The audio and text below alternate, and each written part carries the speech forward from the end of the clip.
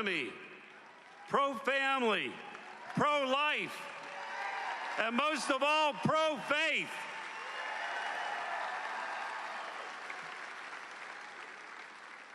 Yesterday, President Trump announced funding for people who want to go through IVF. And as many of you know, my son William and daughter-in-law Stacy went through IVF, and they had twins at 25 weeks. They became the Johnstown twins, and many of you prayed for them. And I can tell you what we did. We had an organized prayer. I remember sitting down on my knees with my wife, praying. Halfway through the Lord's Prayer, I felt this sense around me. I turned to my wife and I said, they're going to be okay.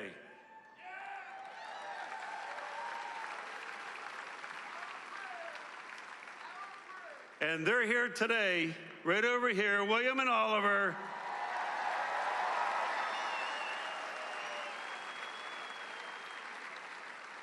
And if it wasn't for those prayers and the Conemaugh NIC unit, they wouldn't be here today. And today they are flourishing. Prayers do work.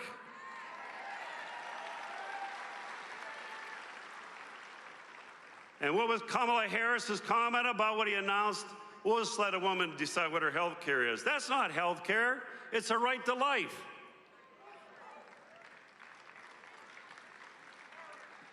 Here's what we have today. We have high interest rates that are keeping all businesses from investing in technology to advance our future. Kamala Harris is bragging about a 3% increase in inflation. That's on top of the 20% she already got us with. That's 23%. Have you been to the grocery store lately? We don't want that, right? My costs have gone up dramatically. I have seen steel prices triple in the last 4 years. And then 2 months ago, we had a far-left liberal U.S. representative from Congress, Ro Khanna, that came to our conservative town touting green steel. That's bullshit.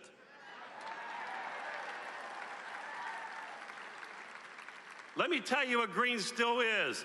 They want to put a bunch of solar fields out there to be able to use electricity. Imagine that in Western Pennsylvania, right? Good luck with that.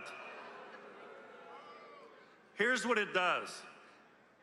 It uses solar power or wind to melt steel. Then what happens is we shut our power plants down and we lose jobs. Then we shut our coal mines down because we have the best metallurgical coal to make steel in the world. And then it costs us 30% more to make steel, which makes us even more uncompetitive on the world stage. Take it from someone who knows the steel business, it's an out-and-out lie to say that will bring jobs to our town. Who the hell brought this far-left liberal from California in our town? You guessed it, far-left Frank. Folks, trust me when I tell you, being in business for 37 years, I'm watching this economy slide. If Kamala Harris gets elected, you'll see us go into a recession. And you know what I say? Hell no.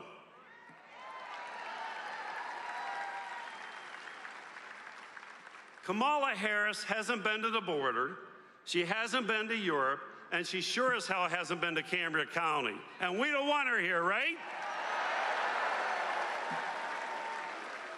President Trump has not forgotten about you. That's why he's here today. And in Cambria County, we work together. That's why I started Vision Together 2025, because it takes a village. And in the Bible, it says a community that doesn't have a vision will perish. This town's going to move forward because of Donald Trump. If Kamala Harris thinks she can waltz into our county and take our votes, let me tell you, I know and you know in advance we will elect Donald J. Trump as the 47th President of the United States of America. May God bless America. May God bless our troops. May God bless Cambria County. I'm Bill the Welder, and I approve this message. Thank you.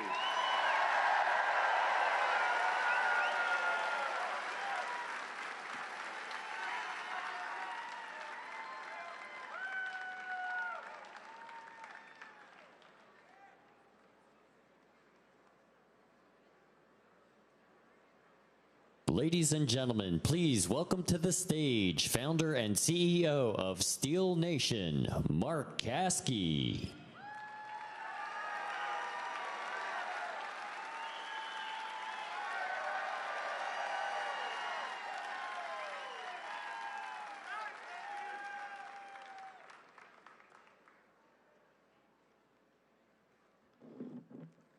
My name is Kamala Harris.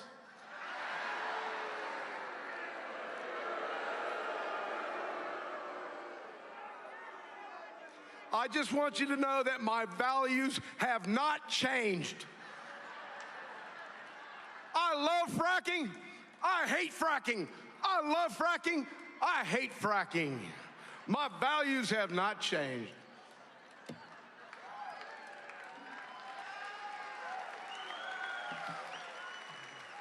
I couldn't even watch it last night. I invested 10 minutes that I'll never get back in my life. I'm Mark Caskey. I'm the founder and CEO of Steel Nation.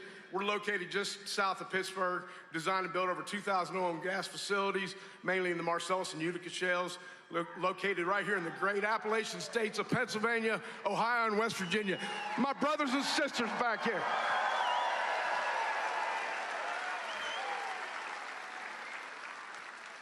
I stand here before you today with a hard hat and my boots on, representing the dedicated oil and gas, coal, nuclear power plant workers that energize America. Today, I want to fight back on the Biden-Harris war on American energy independence. And these guys are going to help out right here.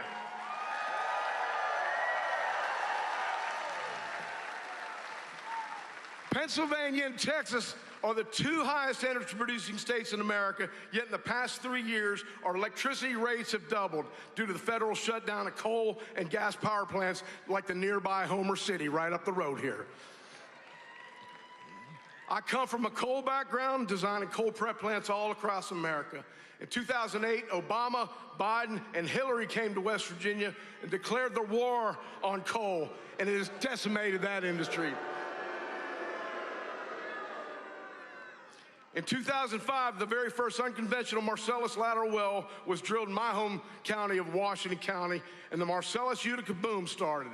Right under our feet, we have 410 trillion cubic feet of natural gas, more than double that of the Permian Basin in Texas, and more than any other country, including Russia, China, and all of the Middle East, right under our feet.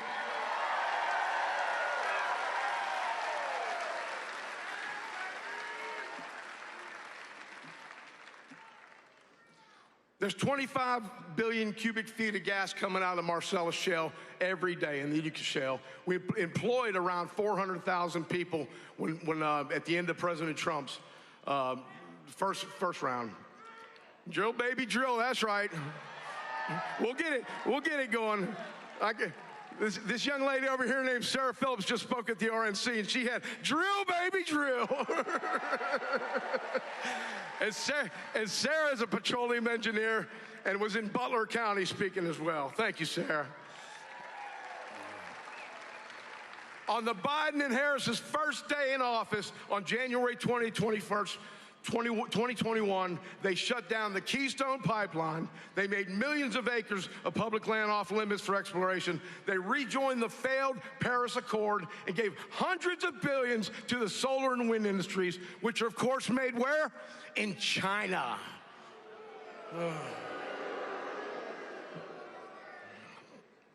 This other far radical rulings include the Build Back Better, the Inflation Reduction Act. How about that 23% inflation? Our friend Bill just told us, right? The biggest scam. $783 billion for the Green New Deal. How about that? The Biden-Harris administration, they want to take away your gas stove, your natural gas heater, to replace with some expensive pixie dust alternative energy that simply does not exist. Even with all the billions and trillions spent on solar and wind combined, they still supply less than 10% of America's energy needs. Remember that, less than 10%. Ridiculous amount. It's been that same way for 12 years. Kamala Harris hates American energy independence. The recent shutdown of LNG exports has enabled Russia and Iran to supply most of Europe with energy and, of course, finance the war in Ukraine and perhaps the Iranian annihilation of Israel. Think about that for a second. Energy has always been used as a worldwide weapon, and Kamala wants to take away this advantage. Kamala Harris has been fighting American energy independence all of her life, yet a few weeks ago, she claims that she is not against fracking. She has not changed her ways, right? On Tuesday, she said that she's not making electric vehicles mandatory. She's not going to make those mandatory. You believe that? Today, Kamala's on a bus somewhere. You think that's an electric vehicle bus? No. Thank God for diesel, right? Kamala Harris is running on open borders, race and gender wars, defunding the police, universal health care, and the war on American energy. We need to defeat her right now. I call on all American energy workers to get out and vote. Everybody here, get out and vote. As Appalachians, we built this country through mining coal and making steel, and now through the miracle of clean, abundant, and cheap natural gas. Last week in York, PA, President Trump stressed, "I stand for American energy independence and manufacturing dominance." Dominance is the big word there. Energy dominance and manufacturing dominance.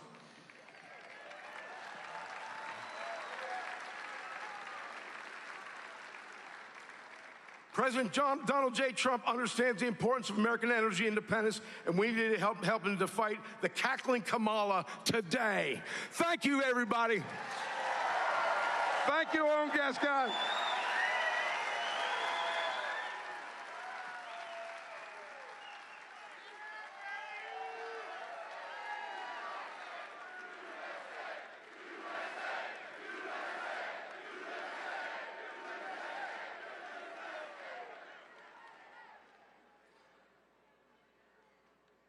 Ladies and gentlemen, please welcome to the stage former U.S. Ambassador to Denmark, Carla Sands.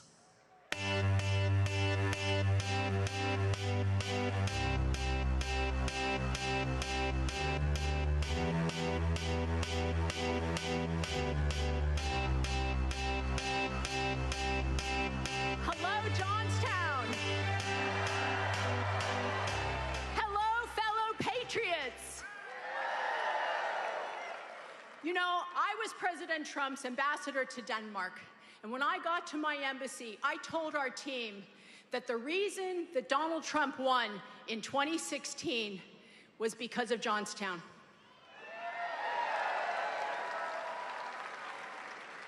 I told them that he had promised to bring the jobs, the manufacturing, and the hope back to towns and cities all over our country that are just like Johnstown. And he did. He brought manufacturing back. In fact, we had the best employment for women and minorities in 50 years. And we had the highest salary increases in my lifetime. And he brought back our energy and made us energy independent, and he'll do it again.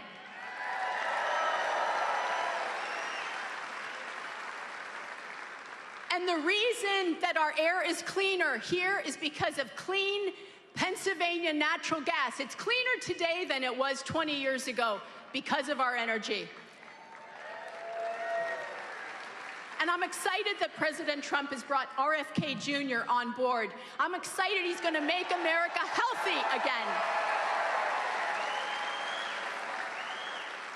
But I want to talk about 2022 with you for a moment. On Election Day, when Dr. Oz woke up in 2022, he had already lost that race. Do you know why?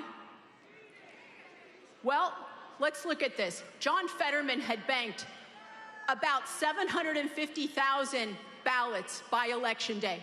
50 days of early voting in Pennsylvania, 1 day of elections. Mehmet Oz had about 250,000. So Fetterman's million, more or less, was a delta of 750,000. And you can't come from behind 750,000 in 1 day. So I want to tell you something else. It's not good news.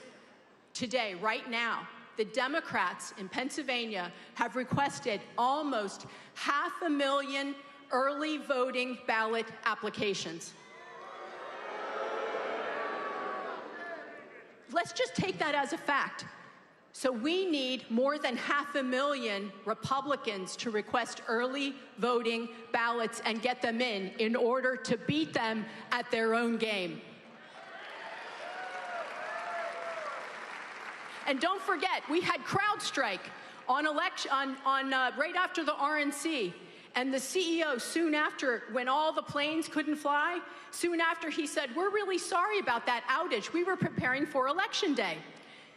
I want us to not rely on one day. I want us to use those 50 days of early voting in order to win. Remember, we've got tools. President Trump has created a website called swampthevoteusa.com. swampthevoteusa.com. And if you're in this room and you're from Pennsylvania and you're not registered, you can take your phone out right now and put in swampthevoteusa.com/PA. Whatever state you're in, / the two initials of your state. swampthevoteusa.com / here in this room, PA. If you do this and you register to vote there and you tell the Trump campaign, "I'm going to vote early by mail or vote early in person, or I'm going to vote on Election Day," they won't have to spend money to chase your vote. They know they've got your vote banked in the future. But it's not enough to vote anymore. We have to help get this done. Trump can't do this on his own. So I want you to go to TrumpForce47.com. If you're already registered, go to TrumpForce47.com and volunteer. We need you. We need captains. Sign up to be a captain and help get this election done. We need a ground force to secure the election. And you don't have to have any experience. We have weekly trainings by MAGA patriots that you know and love. You're going to love this. So go to TrumpForce47.com and sign up, and you can do it right now in this room. We know the alternative is Kamala Harris, open borders, and big government socialism. So it's up to us in this room and watching to get this done. I'm counting on you. I love you, Pennsylvania. God bless you. God bless America. Thank you very much.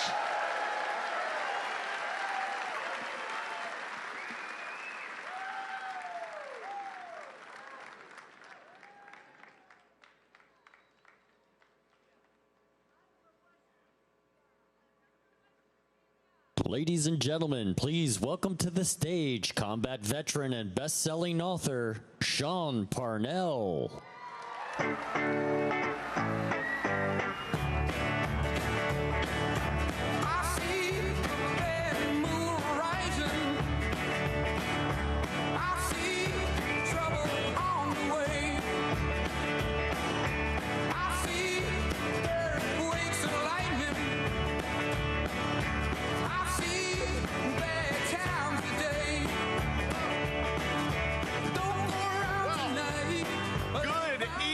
Pennsylvania.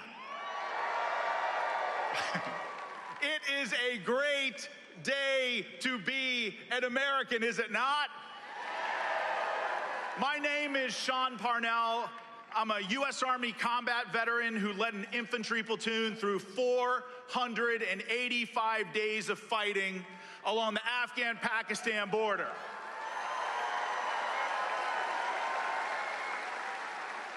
My platoon sustained an 85% casualty rate. Some of my men were wounded twice. One person was wounded 3 times. I was wounded myself, had a pretty terrible head injury, which is probably why I found myself involved in politics in the first place. We stand here at a critical moment. A moment in history where our nation is on the brink, perilously balanced on a very thin line between hope and darkness. Because of Joe Biden and Kamala Harris, we are a nation that has been adrift for 3 long years. Economically, we are in a terrible spot. Inflation is crushing us. Pennsylvanians are struggling to put food on the table for their families because groceries are just so expensive. Our border is wide open by design. All of this is made possible because of Joe Biden and Kamala Harris. Crime is surging in Democrat-run cities all across this nation, again, made possible by the Biden and Harris regime, and of course, Soros-funded prosecutors everywhere. We are in a grave military recruiting crisis. Morale is low. Joe Biden and Kamala Harris caused it. American standing is diminished all around the world. We have empowered our enemies. We have abandoned our allies. The surrender in Afghanistan humiliated our nation on the world stage. Joe Biden and Kamala Harris caused that. Kamala Harris bragged about being the last person in the room during that decision. And now the media is shamefully attacking Donald Trump for attending a memorial ceremony in Arlington National Cemetery. You know, they didn't attack Biden or Harris for the surrender that got those American heroes killed. They didn't attack Biden for checking his watch at the dignified transfer. They didn't attack Kamala Harris for not reaching out to the families of the fallen not one single time. They didn't attack Biden for being at the beach during the memorial ceremony. In fact, Biden, you know, we all know that Biden had no idea that he was at the beach. No, they attacked President Donald Trump for showing up at Arlington at the invitation of Gold Star families so he could share in their grief. And that, ladies and gentlemen, is shameful. You know, serious times require serious leaders. I was at the July 13th rally in Butler County, Pennsylvania. My wife and I were 20 feet away from President Trump when an assassin almost took his life. You know, I have been shot at more times than I can count, led Americans during some of the biggest fights of the Afghan war. The courage of my troops never ceased to amaze me. Their courage inspired me to fight harder than I ever thought possible. But here's the thing. It doesn't matter how much training you have. You never actually know how you react under fire until that first bullet cracks by your head. I have seen men charge into the sound of machine gun fire. When that happens, I have also seen men hesitate. But leaders do not have the luxury of freezing. If you freeze, people die. And in the moments after the first bullet was fired, I knew instantly it was sniper fire. And I watched President Trump grab his ear and fall to the ground. A second later, the Secret Service was on him, and I thought in that moment he was gone. America and the world changed forever. In those frantic seconds after the attack, the crowd held their ground. They did not panic. They did not flee. They did not hurt each other.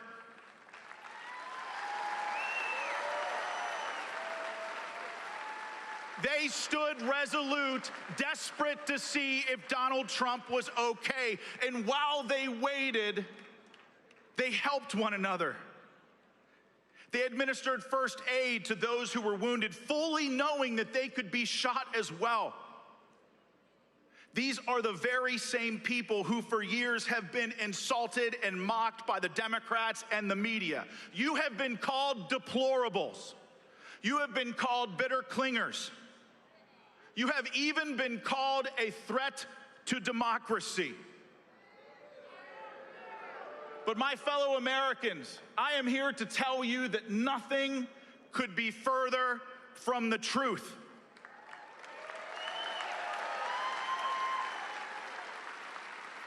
The people in the crowd that day and the people in the crowd here today are the best of America. You are what make this nation truly exceptional. You.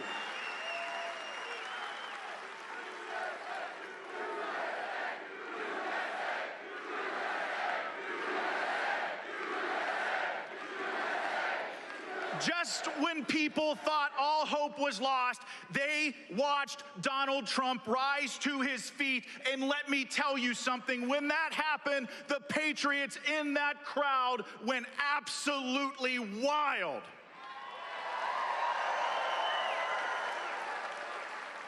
Then President Trump raised his fist, blood covering his face, and he said 3 words that will go down in history. And those words were what? Let me hear.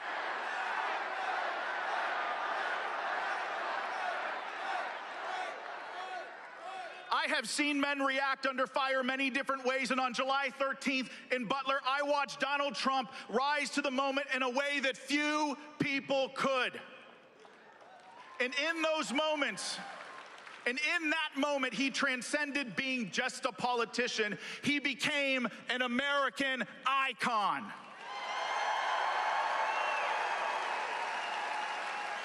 An American icon, a selfless leader who, rather than cowering in the moment, he stood tall for the people in that crowd to show them that he was okay. But not just that, he also gave us our marching orders. And those marching orders were fight, fight, fight. And that is exactly the type of leadership Pennsylvania and America desperately needs right now. We need unapologetic and courageous leadership now more than ever. America needs Donald Trump and J.D. Vance to get us back on the path to prosperity. They will rebuild our economy. They will defeat inflation. They will bring manufacturing back. They will secure our border and rebuild our military. Our enemies will fear us and allies will respect us again. And they will never, ever, ever forget you, and they will never, ever leave you behind. And do you know how I know that Donald Trump will do this? Because he did this all before. So here's what I want you to do.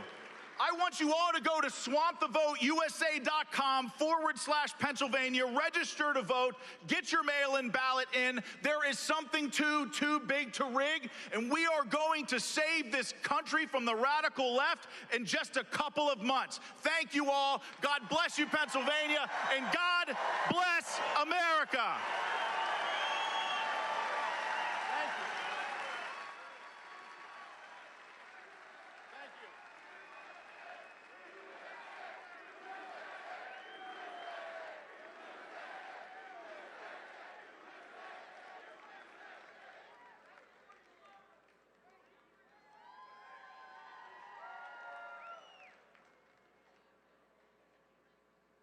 Ladies and gentlemen, please welcome to the stage Congressman Dan Muser.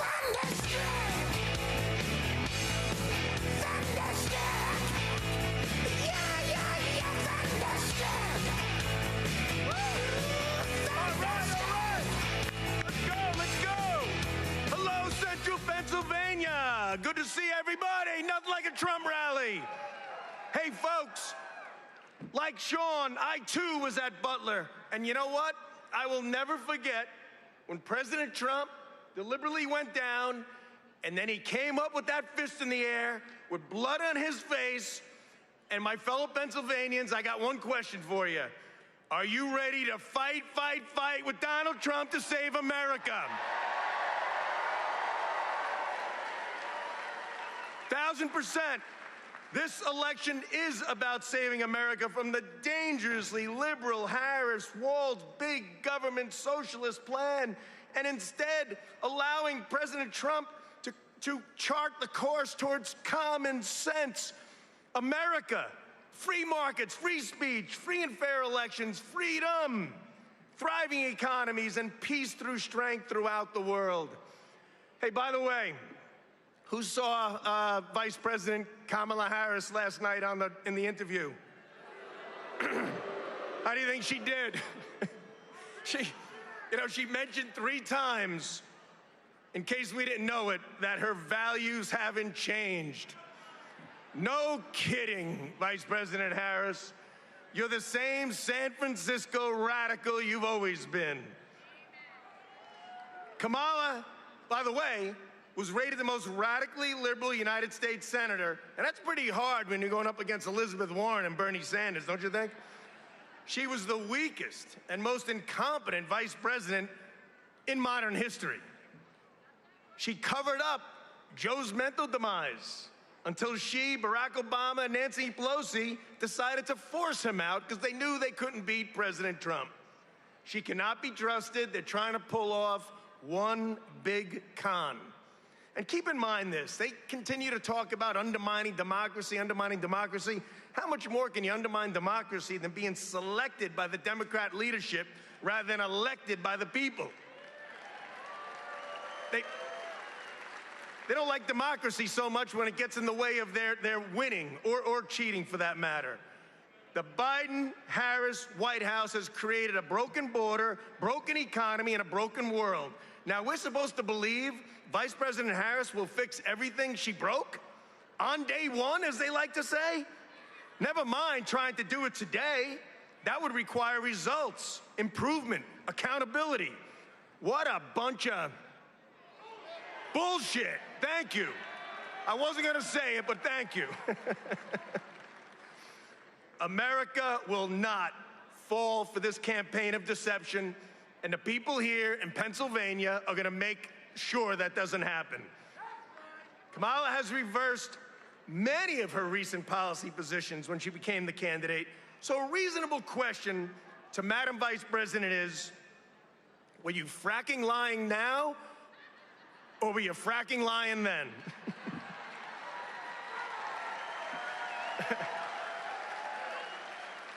In fact, the only decent policy proposal she stole from Donald Trump: no taxes on tips.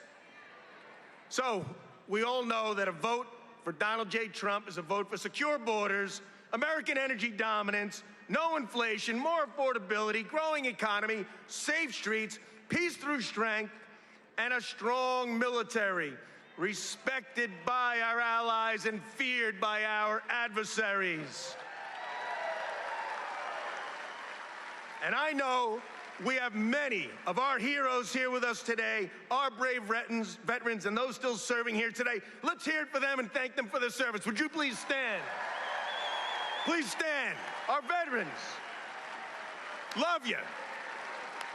Love you. Thank you. Thank you for your service. Thank you for your service and for our freedom. So, Pennsylvania, it's up to each and every one of us. Are we ready to swamp the vote? So important. Let's swamp the vote. We must be too big to rig. We need to join the movement, patriots. Do go to protectthevote.com where we can sign up to be poll watchers. And in the words of Donald J. Trump, let's fight, fight, fight to save America. Thank you. God bless you.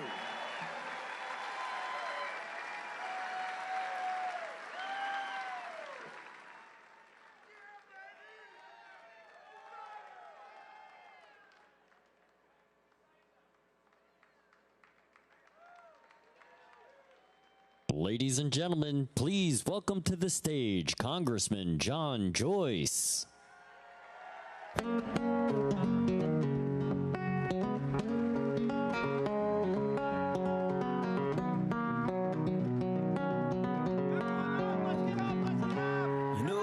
Chicken fried and cold beer on a Friday night, a pair of jeans that fit just right, and the radio.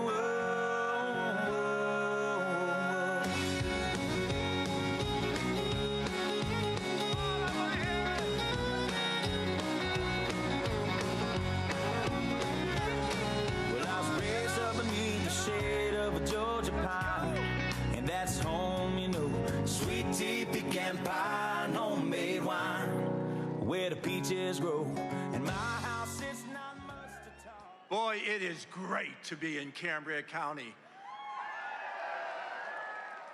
And those of you who are not from southwestern Pennsylvania, I'm going to educate you just a little bit, because Pennsylvania's 13th congressional district, where you're sitting right now today, gave the most number of Donald J. Trump votes in the last election, and we're going to do it again.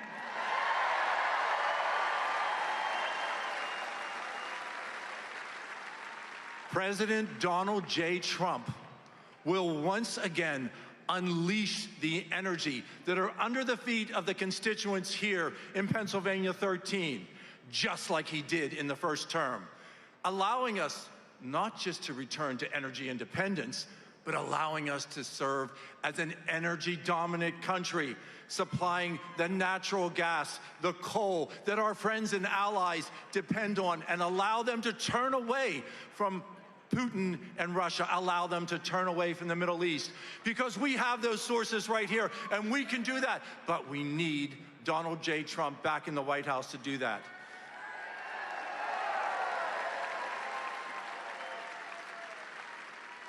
Instead of standing with the energy producers here in Pennsylvania, Biden and Kamala Harris have canceled new gas leases. They have weaponized the federal government against our energy producers.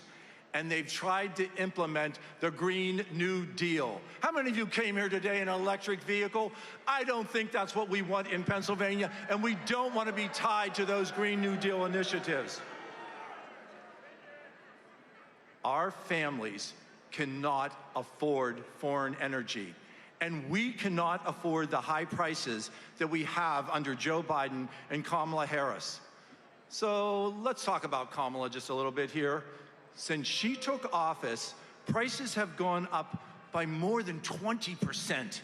And the average family right here in Cambria County is paying an additional $12,000 each year just to afford basics, to be able to put food on the table, to be able to put gas in the vehicle, to be able to buy the school supplies for their kids.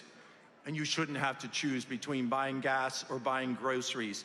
And you shouldn't have to use your savings to buy school supplies for your kids.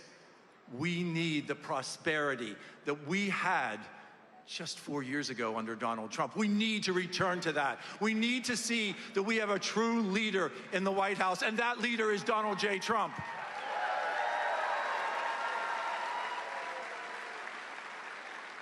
So I've had the opportunity to talk to President Trump many times. I've had the opportunity to be in the White House and travel with him. And there's one thing that people always ask me, is, hey, Doc, what's President Trump really like? When you talk to President Trump, does he connect? I said, President Trump loves America. His love allows him to continue to fight, fight, fight.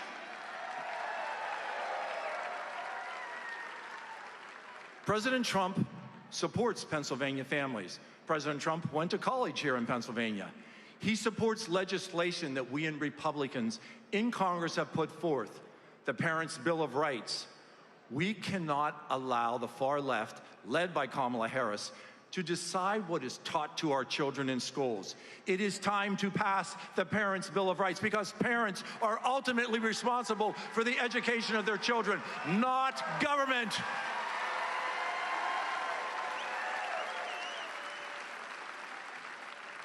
We need to re-elect Donald J. Trump, because he will secure the borders again, and he will stop the illegal immigrants' invasion into this great sovereign country. Kamala Harris has failed to secure the border.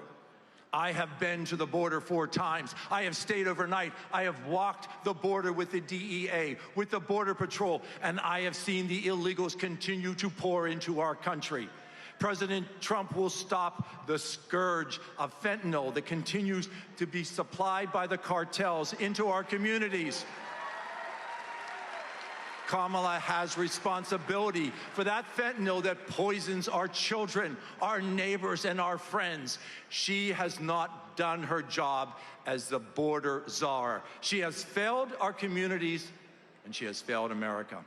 It is time to build the wall and put a stop to the migrant caravans that Joe Biden and Kamala Harris have released into our great communities. Cambria County, Pennsylvania 13, we know it is time to once again deliver that overwhelming victory for Donald J. Trump. We did it 4 years ago, and we are going to do it again in that November election. It is time to take back our cities. It is time to turn away from the defund the police policies of Kamala Harris. It is time to back the men and women in blue. So before I conclude, I want to ask all those members of law enforcement who protect our communities to stand so we can acknowledge each and every one of you are here. Thank you for that support.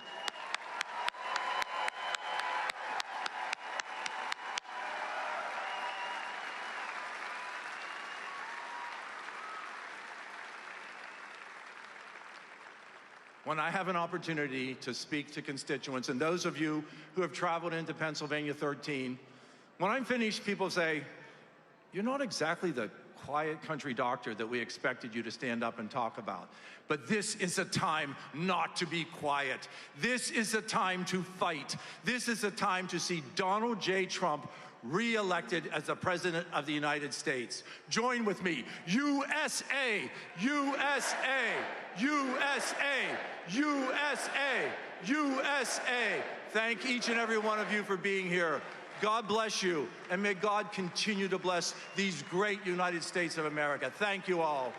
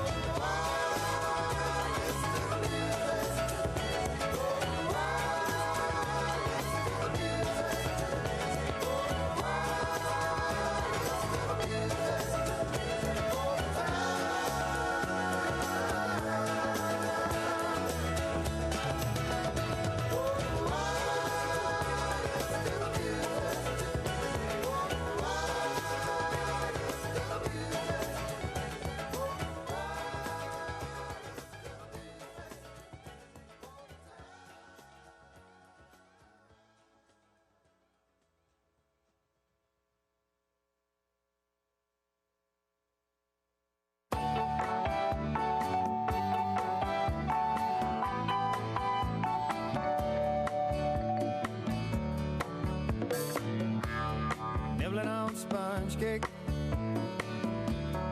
watching the sun bake. All of those tourists covered with oil, strumming my six string on my front porch swing. Smell those shrimp, they're beginning to boil. Wasting away again in Margaritaville, searching for my lost sugar salt. Some people claim that there's a woman to blame, but I know it's nobody's fault. Don't know the reason, stayed here all season. Nothing to show but this brand new tattoo. But it's a real beauty, a Mexican cutie. How it got here, I haven't a clue. Wasting away again in Margaritaville, searching for my lost sugar salt. Some people claim that there's a woman to blame. Now I think, hell, it could be my fault.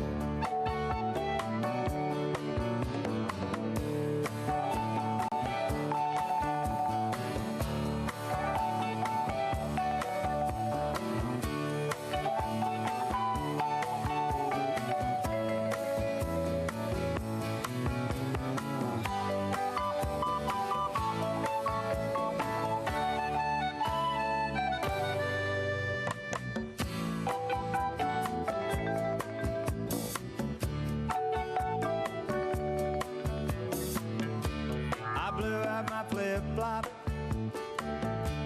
stepped on a pop top, cut my heel, had to cruise on back home. But there's booze in the blender, and soon it will render that frozen concoction that helps me hang on. Wasting away again in Margaritaville, searching for my lost sugar salt.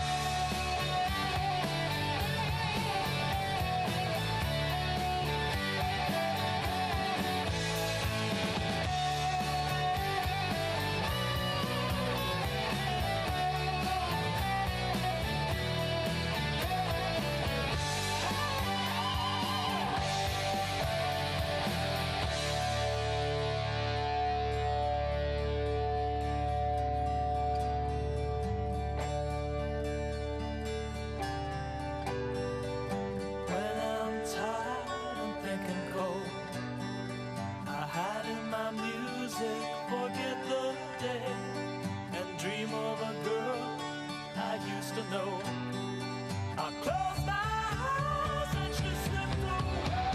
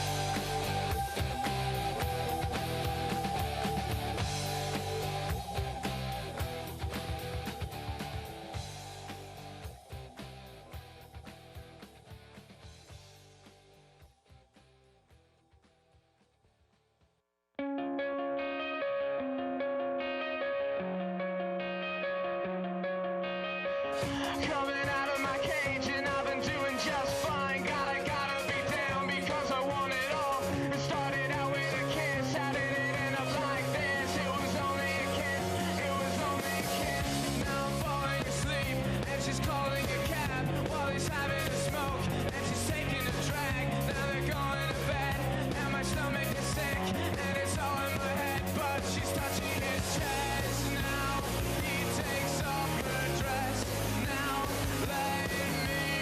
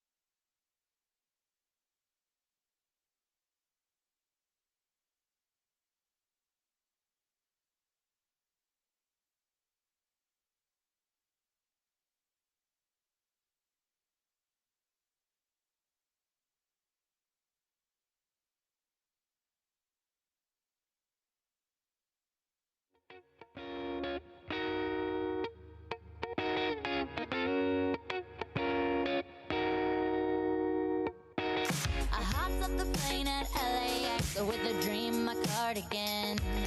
Welcome to the land of fame XX. Am I gonna fit in?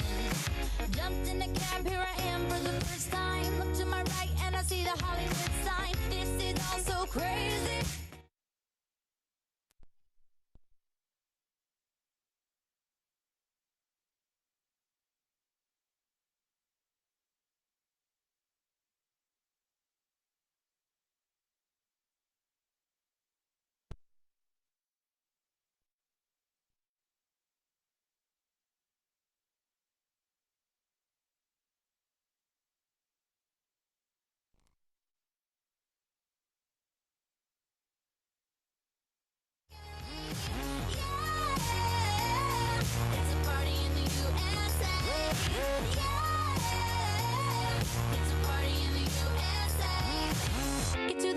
In my taxi cab, everybody's looking at me now. Like, who's that chick that's rocking kicks? She gotta be from out of town. So hard with my girls on around me. It's definitely not a Nashville party, cause all I see is stilettos. I guess I never got the memo. My tummy's turning and I'm feeling kinda homesick. Too much pressure and I'm nervous. It's when the DJ dropped my favorite tune, and the Britney song was on. And the Britney song was on.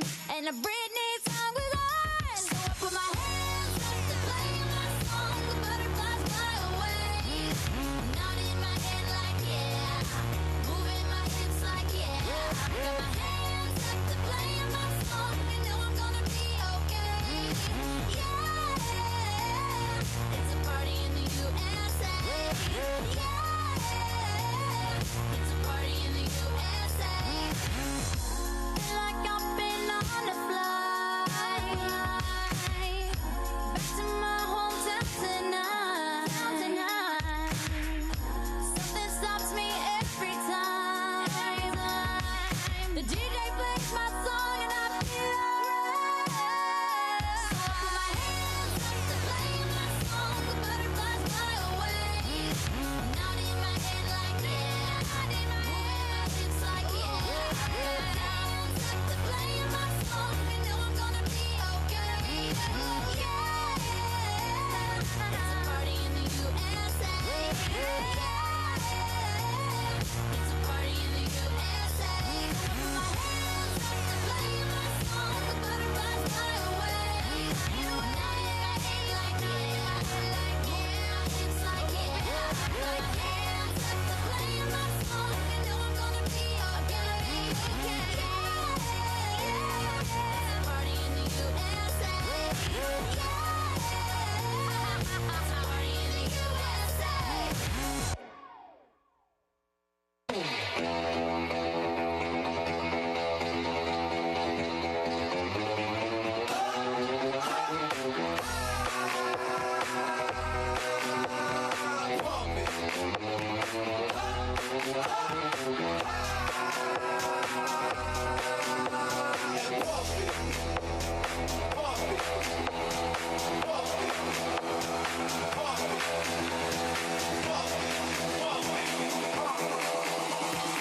Turn up the radio, blast your stereo.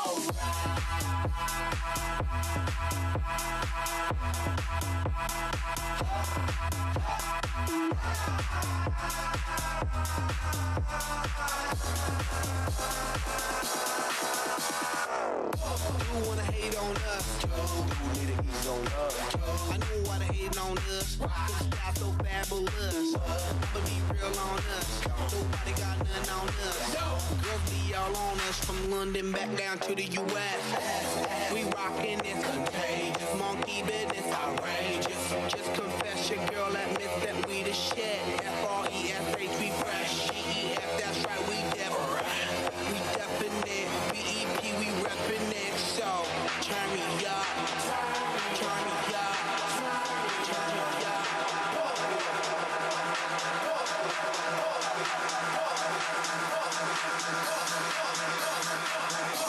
Come on, baby, just pump it, pump it, pump it, pump it.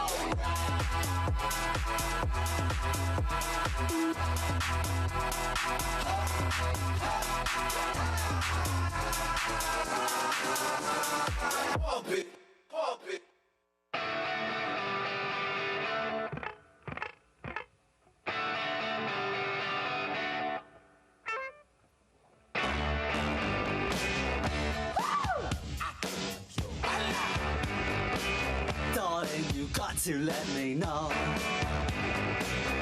Should I stay or should I go? If you say that you are mine, I'll be here till the end of time. So you got to let me know. Should I stay or should I go? It's always tease, tease, tease. You're happy when I'm on my knees. One day is fine and next is black. So if you want me off your back, well come on and let me know. Should I stay or should I go? Should I stay or should I go now? Should I stay or should I go now? If I go there will be trouble, and if I stay it will be double. So come on and let me know. This indecision's bugging me. If you don't want me, set me free. Exactly whom I'm supposed to be. Don't you know which clothes even fit me? Come on and let me know. Should I cool it or should I blow?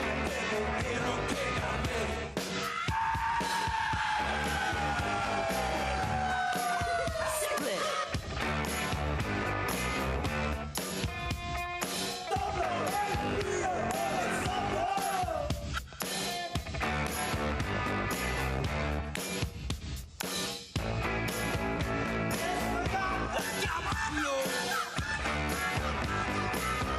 Should I stay or should I go now? Should I stay or should I go now? If I go there will be trouble, and if I stay it will be double. So you gotta let me know. Should I cool it or should I blow? Should I stay or should I go now? If I go there will be trouble, and if I stay it will be double. So you gotta let me know. Should I stay or should I go?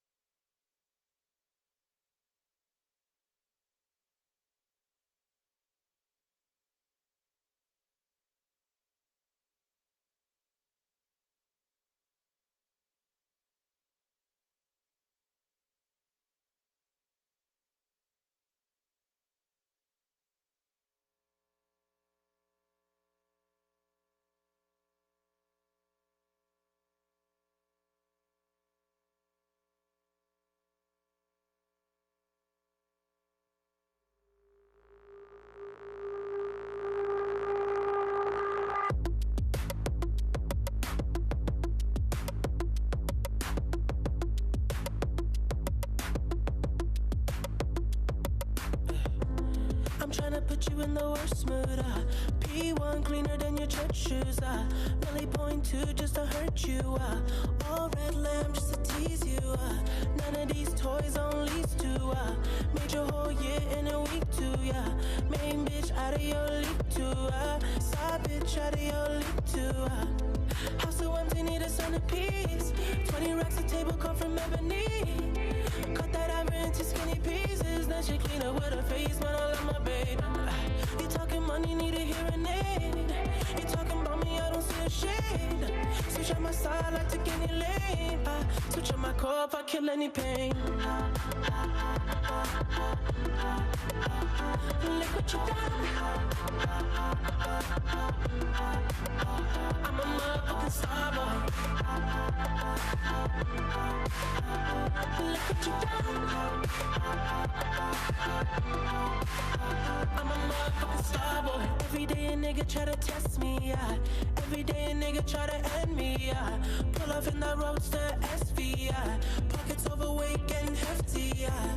Coming for the king, that's a far cry. I come alive in the fall time. The competition, I don't really listen. I'm in the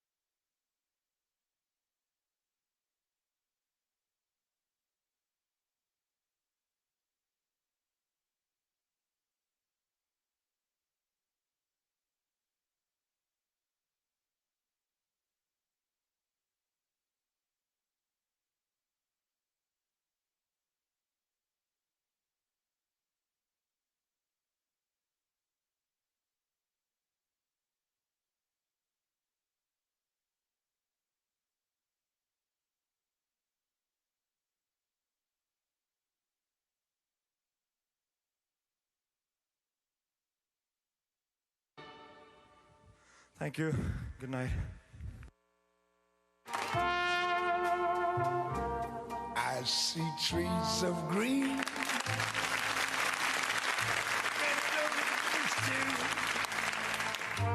I see them blue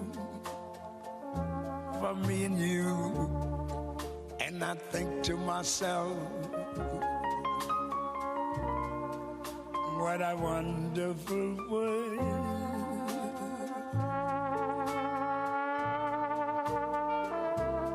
see skies of blue, clouds of white, bright blessed days, dark sacred nights, and I think to myself, what a wonderful world.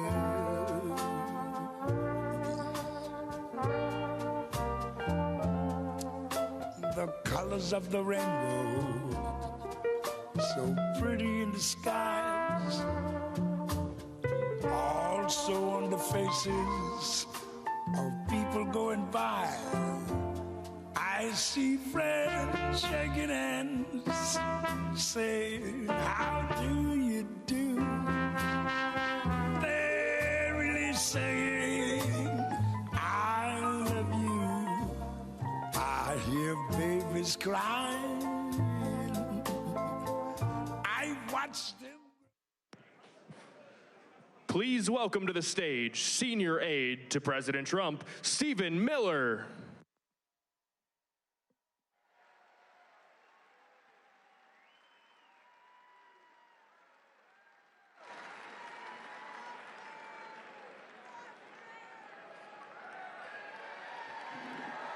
Hello, Johnstown.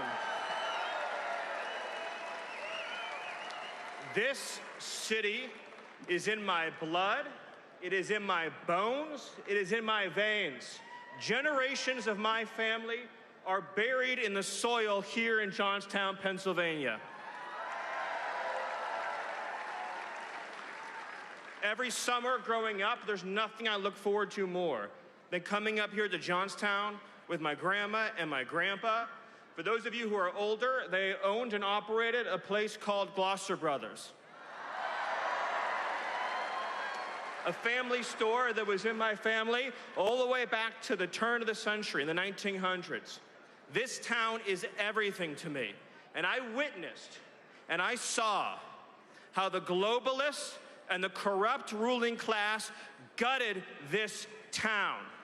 They stole our dreams, they stole our futures, they stole from us the wealth and the industry that belonged to you, that belonged to your families, that was the birthright of your children.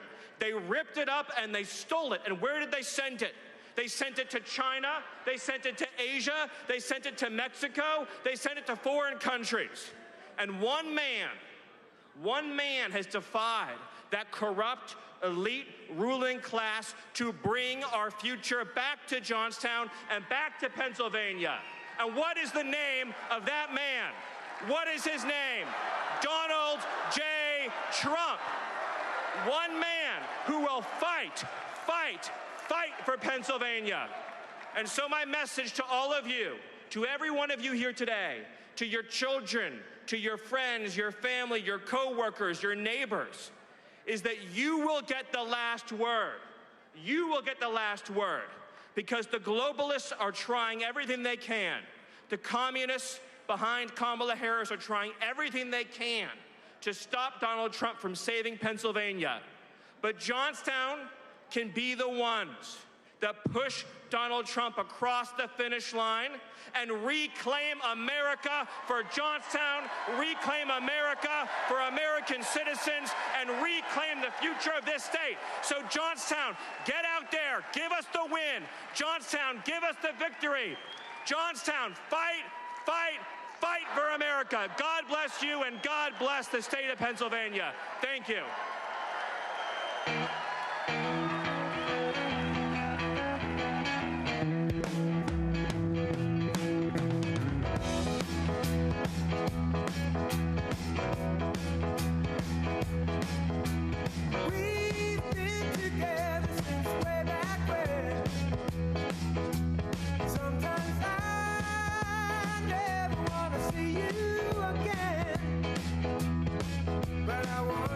Know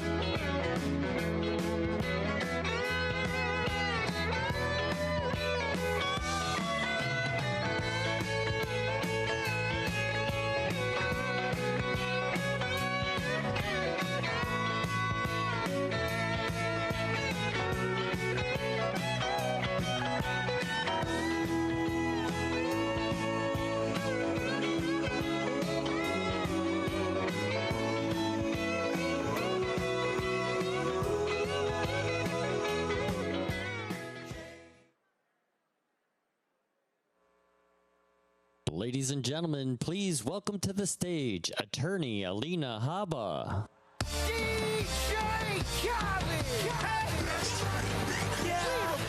All I do is win, win, win, no matter what.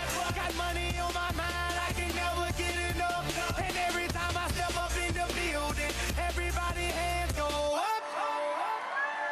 And they stay there, and they say yeah, and they say there. 'Cause all I do is Wow! I'm excited. What's up, Johnstown, Pennsylvania? You guys, I'm here with our favorite president. I asked my daughter this morning, what should mommy speak about today? And she answered me so quickly. She goes, Mom, speak about women. I can do that because unlike some people in America, I can define what a woman is.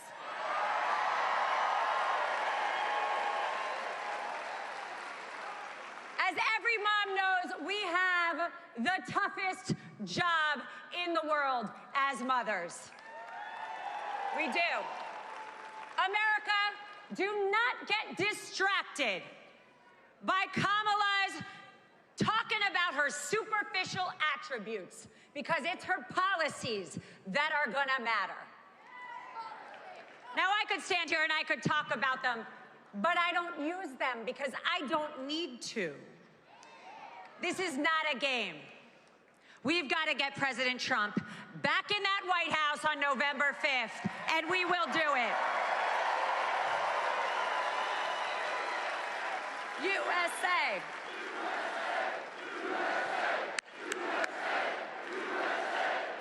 God, what a good crowd. Patriots. Patriots. Kamala Harris had a chance to be a role model for young girls and women across America to show us what real leadership looks like. Instead, she has shown me and the rest of America what a puppet has looked like for a failing administration.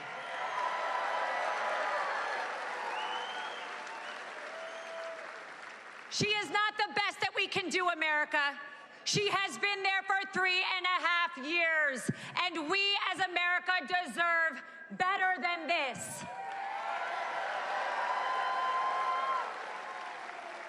Let's talk about our border, or for what I would call lack of a border. Because while Kamala sits comfortably in her ivory tower, our borders remain a serious American danger zone.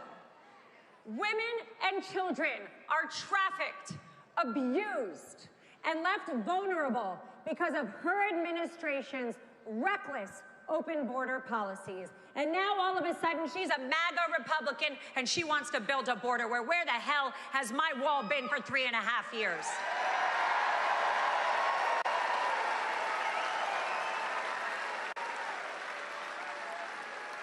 If that is what empowerment looks like to Kamala, I want nothing to do with it, because to me it looks a whole hell of a lot like betrayal. Kamala preaches about lifting women up, breaking glass ceilings, but let's look at the facts. Under her Biden's administration, inflation is skyrocketing, and who feels it the most? We do.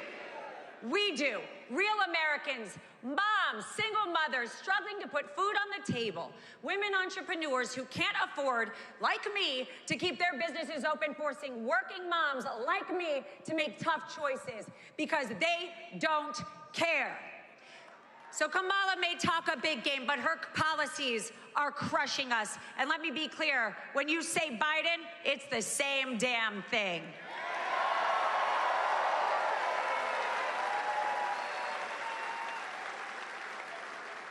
I'm not buying her headline-grabbing stunts. I'm over it. She's not on the ground. She can't answer questions. She is in the Washington elite club with Nancy Pelosi, and they turn on their own. For some time, I was a single mother. I know what their policies do. Small business owners, no matter if you're a man or if you're a woman, we sometimes have to take 2 jobs to survive.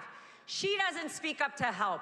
She sits down and helps Joe hide in the basement, and that's all she's done for us.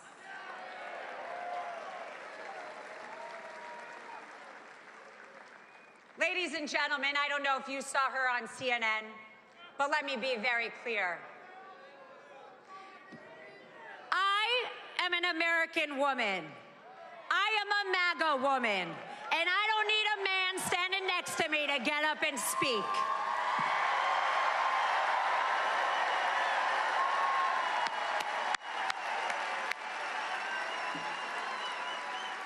So while Ms. Harris is too busy trying not to giggle in front of the American people, I am going to get my hands dirty and help President Trump save this country.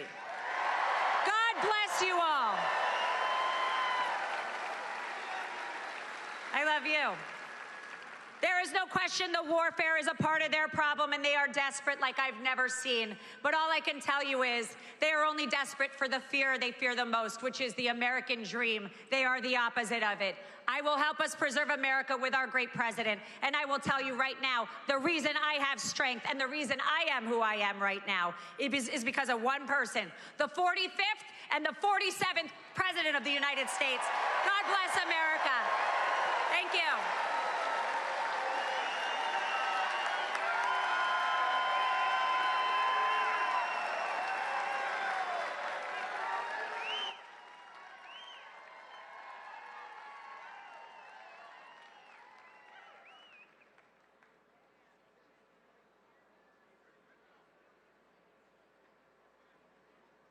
Ladies and gentlemen, please welcome to the stage Congressman Byron Donalds.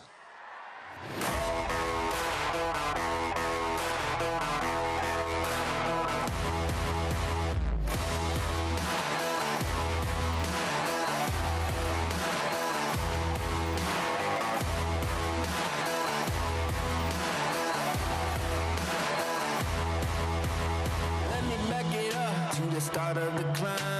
Faced with an army of vipers and lions, I had to keep on reaching up, cause it was my time to tear down the kingdom, call out the liars. Got a jail on my heart from the pessimist, got those nails in my mouth for impressionists.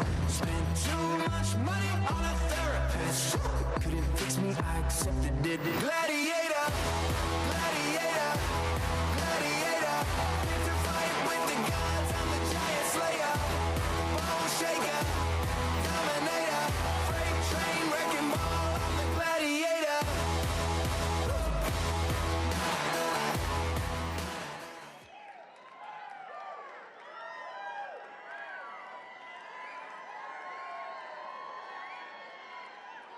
You know what? This is my first time in Johnstown, PA, but I love being in Johnstown, PA.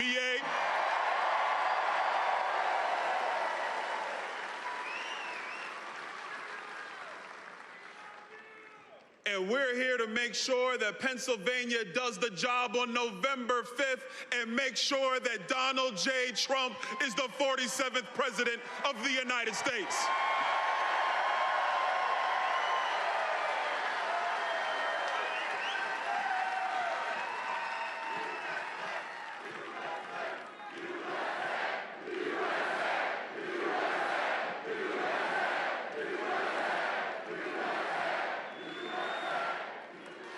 I was in New York last night,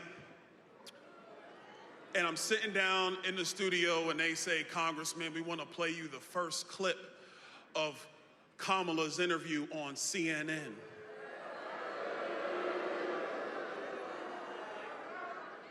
And so, of course, I'm like, sure, let's see it. I'm interested. And I watched the clip, and in my mind, I'm thinking, we waited 40 days for that? I mean, seriously, we waited 40 days for that. You see America and you see Johnstown, it took her 40 days to come out and demonstrate to the American people that she hasn't changed. She said it herself, her values haven't changed.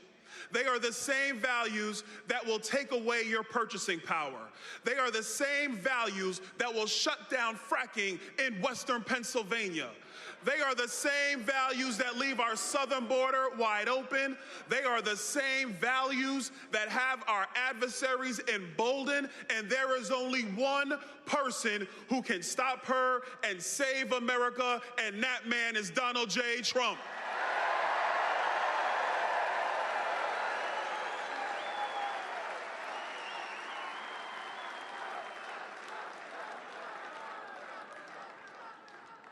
So really, my job is simple.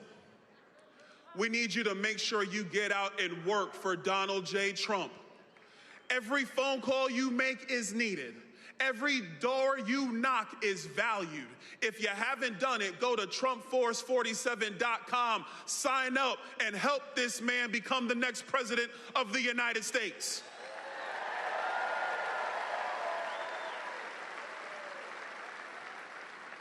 Here's one thing I know. RFKJ, Tulsi Gabbard, Republicans in the House, Republicans in the Senate, moderate voters in our country who have had enough. And they live in Pittsburgh. They live in Philadelphia. They live in Phoenix, Arizona. They live in Milwaukee, Wisconsin. And they all have the same thing in mind. We have got to make America great again. So stand with us, Johnstown. Stand with us, Pennsylvania. Let's win on November 5th. And let's make Donald J. Trump the 47th president of the United States. God bless you. God bless America.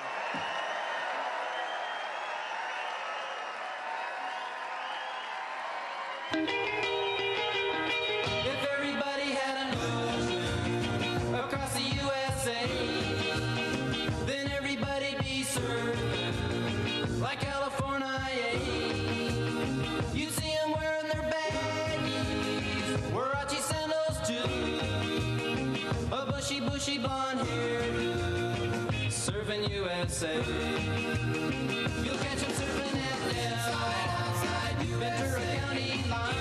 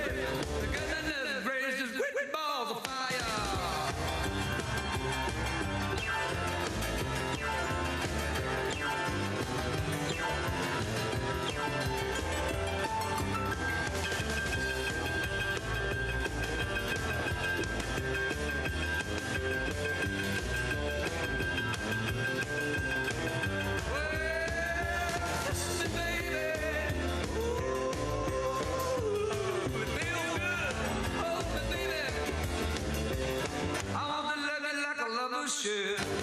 You're fine, so kind.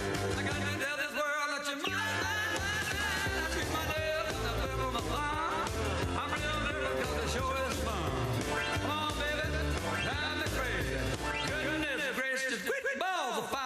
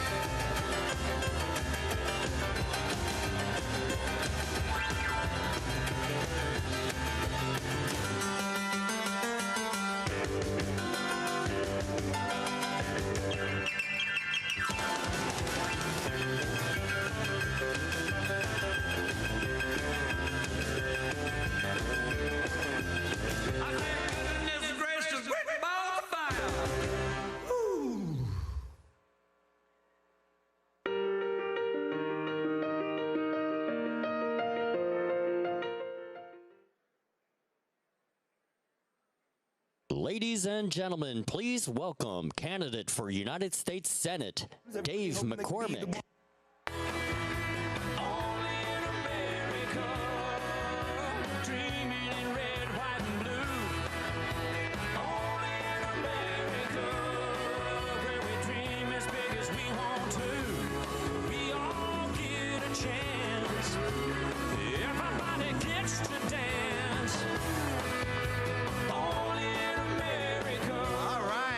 Good-looking crowd. Thank you. Thank you. I feel a little bit like the warm-up act for the Rolling Stones, but it's good to see everybody here. How many people here are ready to retire Joe Biden and Kamala Harris and send them packing? Get President Trump into the White House. Yeah, we got to get him in the White House. How many people here are ready to retire Chuck Schumer and get a new majority in the Senate? I'm ready for that one too.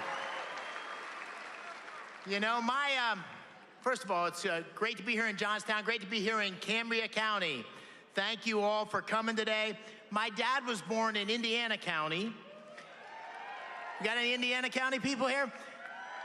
All right, and my mom was born in Jefferson County in a place called Punxsutawney. And I like to say Punxsutawney because it reminds me of Bob Casey, Punxsutawney Bob. He only pops his head up every 6 years. Am I right? We never see this guy, right? Where has he been?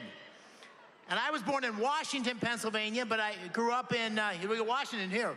I was born up in Washington, but I grew up in Bloomsburg, which is northeast Pennsylvania, up around Scranton. And listen, grew up like most of you. My folks had a farm. I baled hay. I trimmed Christmas trees.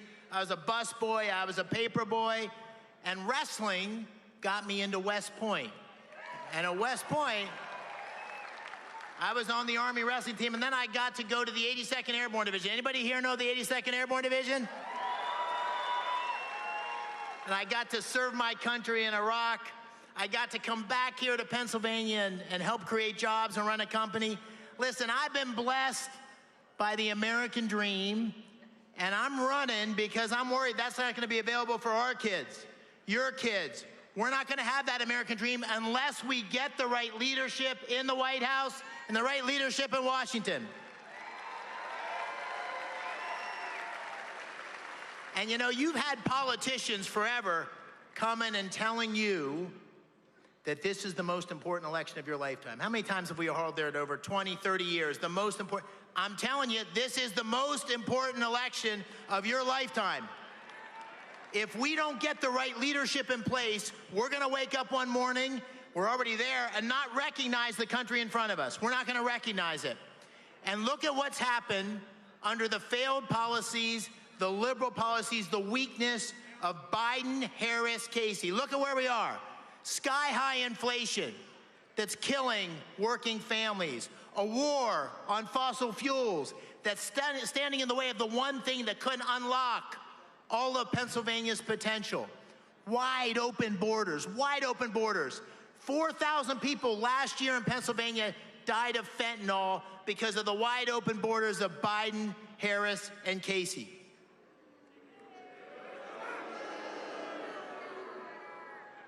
Crime in our cities that's moving into the suburbs, some of the most violent crime statistics in modern history, and our adversaries around the world testing us, pushing us, challenging us because they think we're weak.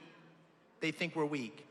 Now imagine 4 more years of that kind of weakness, that kind of radical liberal policies under Kamala Harris. Imagine the country we would see with Venezuelan-like price controls, with a wide open border, with trillions of dollars or more spending. That is an America we don't want, which is why we need to put Donald J. Trump back into the White House and a majority in the Senate to get our country back on track. We need common sense leadership to cut spending and create opportunities for working families across Pennsylvania. We need common sense leadership to secure our borders and go after those cartels with military capability if necessary because they're killing Americans. It's common sense leadership that we need to open up our energy sector and become the most dominant energy producer in the world right here in Pennsylvania. And it's common sense that we will only have peace if we have strength. We need strength in the White House, strength in the Senate. My friends, I was at State College, Penn State, I don't know, a couple months ago. I met with a bunch of college Republicans, about 50 of them. They may have been the only Republicans at Penn State. And I said to them, what I'll say to you is, listen, I'm going to be okay no matter what happens in this election. Many of you are going to be okay. We got more years behind us than in front of us. I'm 59. I got more years behind me than in front of me. But our kids are not going to be okay. Their kids are not going to be okay. We need to treat this election like our life depends on it, because, ladies and gentlemen, it does. Let's make Pennsylvania great again. Thank you.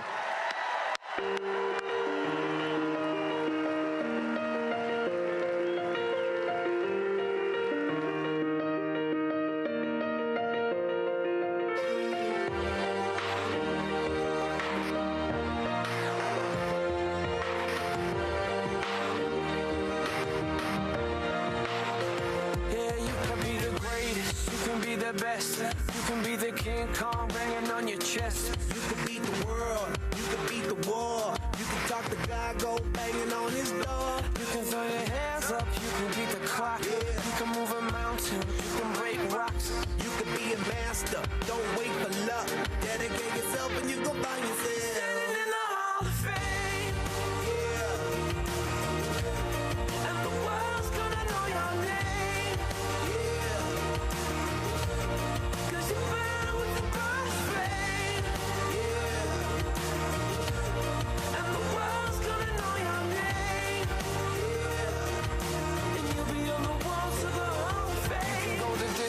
You can run the mile, you can walk straight through hell with a smile. You could be the hero, you can get the gold. Breaking all the records they thought never could be broke. Yeah, do it for your people, do it for your pride. Are you ever gonna know if you never even try? Do it for your country, do it for your name. Cause there's gonna be a day when you're standing in the Hall of Fame. Yeah. And the world's gonna know your name.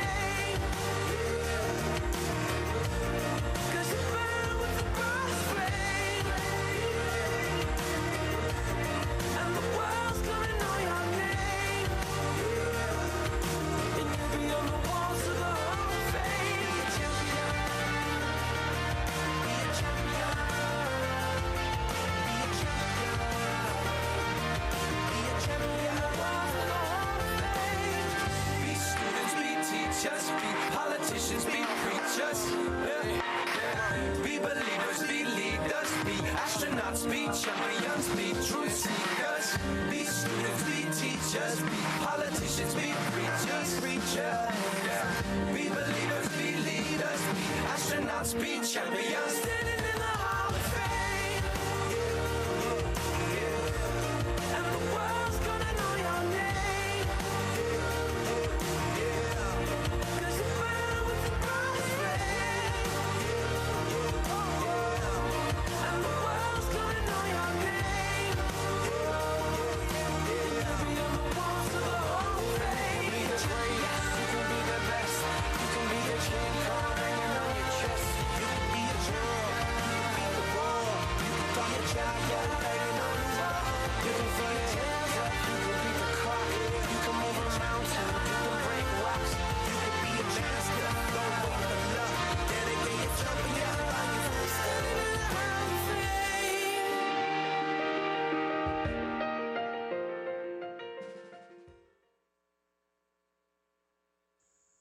I've been selling my soul, working all day, overtime hours for bullshit pay, so I can sit out here and waste my life away, drag back home and drown my troubles away.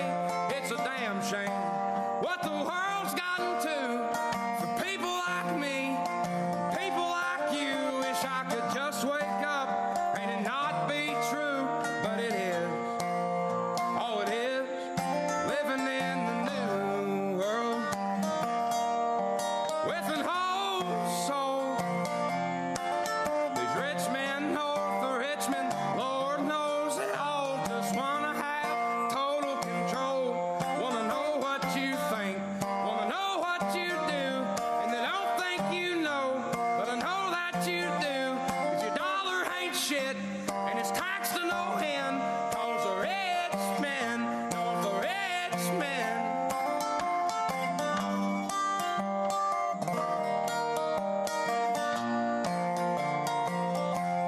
I wish politicians would look out for miners, and not just miners on an island somewhere. Lord, we got folks in the street, ain't got nothing to eat, and the obese milking welfare. Well, God, if you're 5'3" and you're 300 pounds, taxes ought not to pay for your bags of fudge rounds. Young men are putting themselves 6 feet in the ground, 'cause all this damn country does is keep on kicking them down. Lord, it's a damn shame what the world's gotten to for people like me, people like you. Wish I could just wake up and it not be true, but it is. Oh, it is living in the new world with an whole soul. These rich men north of Richmond, Lord knows they all just wanna have total control. Wanna know what you think, wanna know what you do, and they don't think you know, but I know that you do. 'Cause your dollar ain't shit, and it's taxed to no end, 'cause the rich men north of Richmond.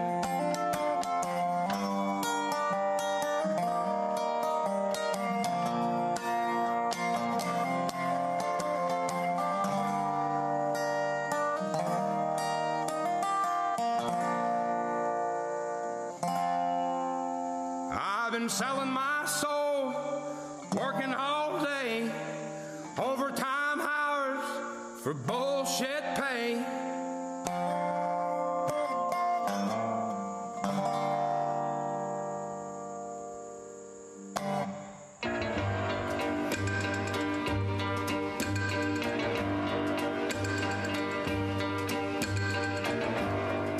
You don't own me. I'm not just one of your many toys. You don't own me. Don't say I can't go with other boys. And don't tell me what to do. Don't tell me what to say. And please, when I go out with you, don't put me on display, 'cause you don't own me. Don't try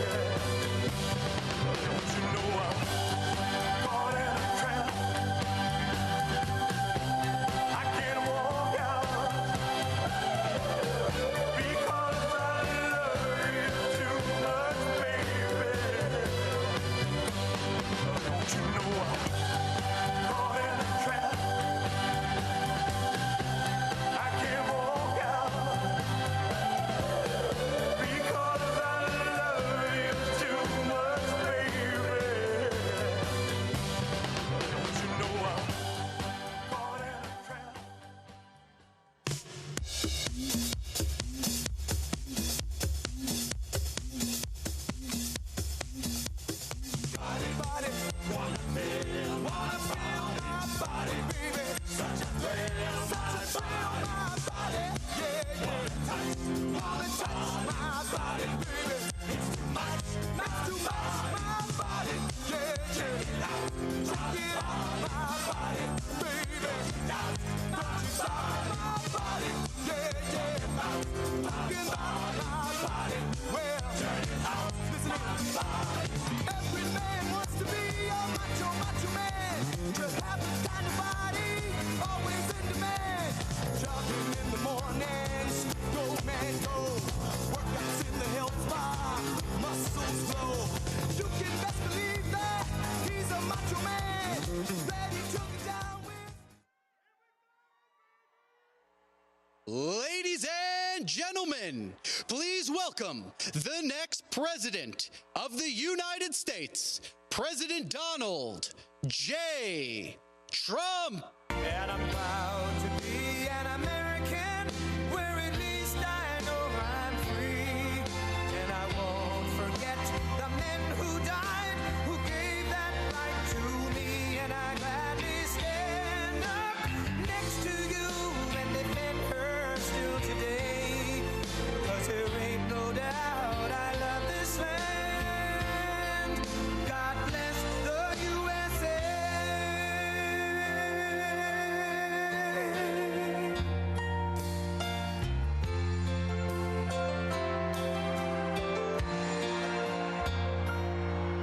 From the lakes of Minnesota to the hills of Tennessee, across the plains of Texas, from sea to shining sea, from Detroit down to Houston and New York to LA, where there's pride in every American heart, and it's time we stand and say that I'm proud to be an American, where at least I know I'm free. And I won't forget the men who died, who gave that right to me. And I gladly stand up next to you and defend her still today. 'Cause there ain't no doubt I love this land. God bless the USA.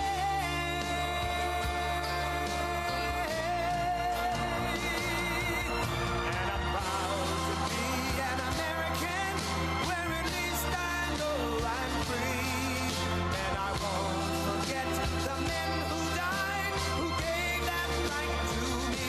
And I gladly stand up next to you and defend her still today. 'Cause there ain't no doubt I love this land. God bless the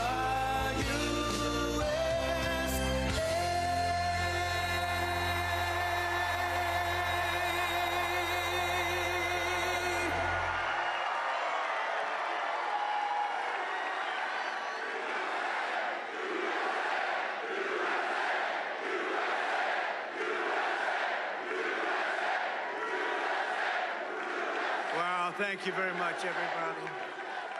I love this place. I love it. We've had great luck here. So just to everybody, hello, Pennsylvania. How are we doing, Pennsylvania? And I'm thrilled to be back in this beautiful Commonwealth with thousands of proud, hardworking American patriots. That's what you are. It's coming, it's coming. Listen to this, 67 days, wow. 67 days from now, we're going to win Pennsylvania. We're going to defeat Comrade Kamala Harris. Did you see her? Did you see her last night? Did you see her last night? I don't know. You think she's going to be able to handle President Xi? I don't know. I don't think so. China, North Korea, Russia, I don't know. But we're going to win back the White House. We're going to make this country greater than it's ever been. And everyone here today is part of the greatest political movement in the history of our country. You know that. Make America Great Again, MAGA. And whoa, look at all of the fake news. I gotta They got a lot of fake news back there. That's a lot of fake news, David. That's a lot of people.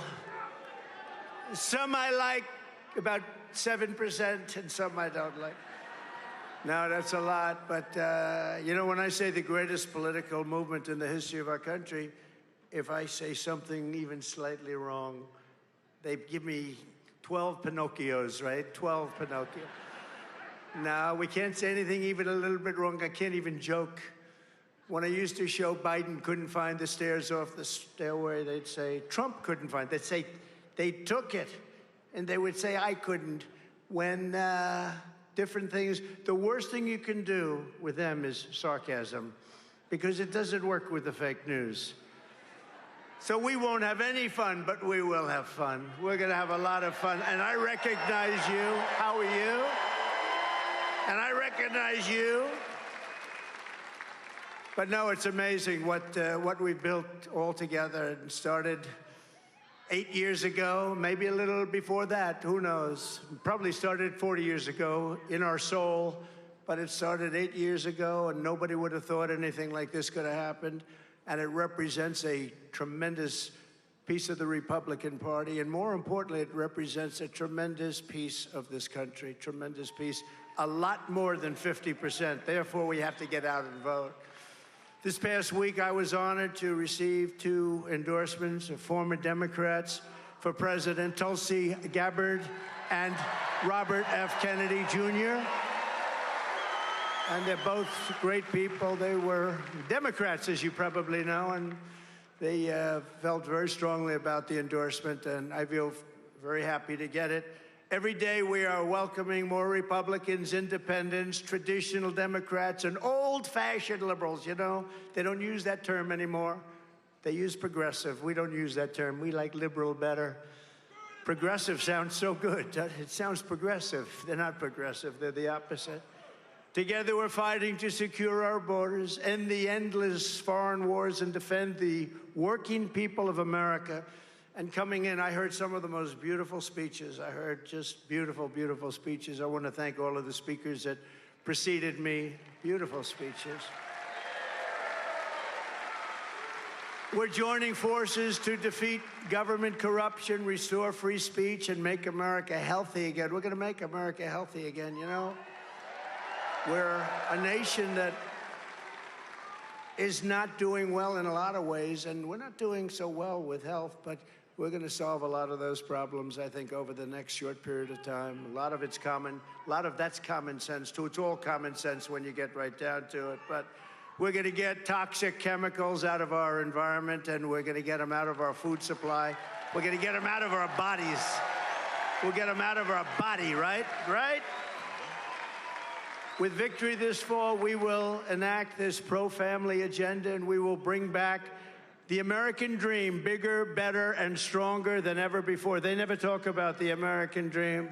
They never mention it. They don't talk about the American flag. By the way, the American flag, we got some of the greatest congressmen warriors here that you have anywhere. And congressmen, go to Congress soon, like immediately, but soon. We should give a 1-year sentence in jail to anybody that burns the American flag. You should do that. Mike, do it, Mike. Right? Do it.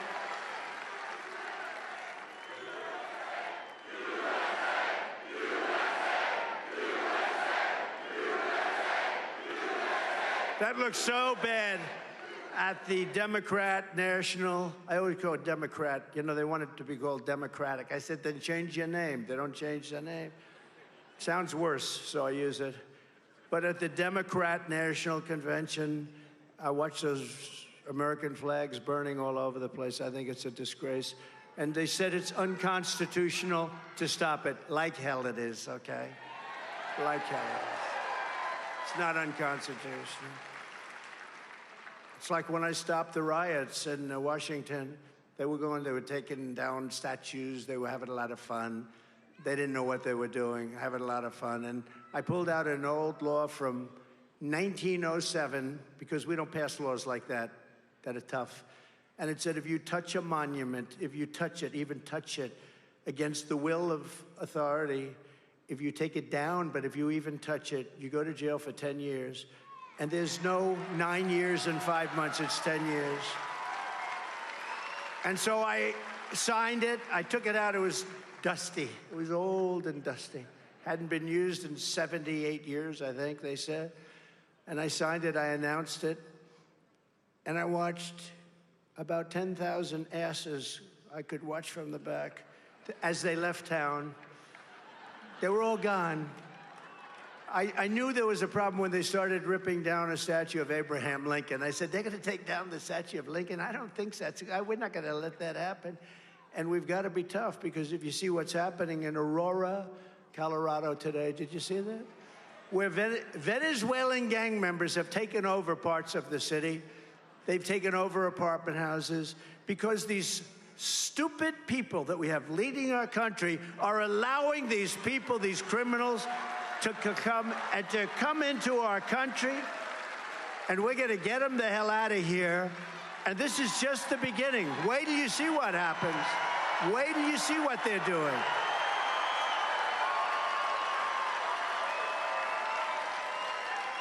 Unbelievable.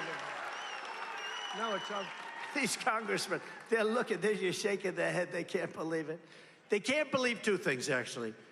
The size of these crowds. You know, you could fill this place up 3 times. Why didn't you get a larger arena?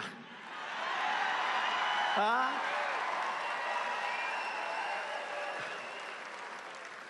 Somebody said, as we were riding by, oh, it's too bad the arena hasn't started filling up. I said, no, you don't understand. It's totally full, but the line goes back for miles. It's already full. But we got to do that, fellas, you know? We got to do it. Because I've been saying for a long time, I said, these people are coming in from prisons and jails. Nobody listened to me. They're murderers. They're drug dealers. If you take a look at Venezuela as an example, their crime is down 72%. Because they've taken their criminals from Caracas. They've taken their drug dealers. They're emptying their prisons into our country. Their crime is down. All over the world, crime is down. In the Congo, in Africa, 22 people deposited into our country. Where do you come from? The Congo. Where in the Congo? Jail. What did you do? We will not say that. You can imagine. Listen, they come from Africa. They come from the Middle East, countries that are not friends of ours. And they're coming by the millions, And these fools, Kamala, who's a Marxist, these fools are letting them come into our country, destroy our country. And I said, you know, did you ever see the hat? I don't want to brag, but they do have a big selling hat. You know what it says? Trump was right about everything, right? Front row Joes. Front row Joes. Right? No, but it's... Hey, look, if I ran one of those countries, I would be doing better than them at getting the people out. You run a country, the country's inundated with really tough people that are criminals. I want to get them the hell out. If I was the head of a country, the president of a country, if I was in charge of anything having to do with the country, I would have moved them out even faster than they're doing. They are moving people into our country at numbers that nobody's ever seen. And those countries are becoming safe countries. And wait till you see what's going to happen. You know, they're just getting acclimated. You know what that means, acclimated? They're getting used to a society that really goes too far. And the only thing they go after is guys like Trump because he protests an election. That's the only thing they're good at going after. They don't go after criminals. They don't go after people that kill people. They don't go after drug dealers that kill, on average, 500 people during their lifetime. So a drug dealer kills 500 people, and the only thing they would understand would be the death penalty. If you had the death penalty for drug dealers, you wouldn't have any more drugs. You wouldn't have any more drugs.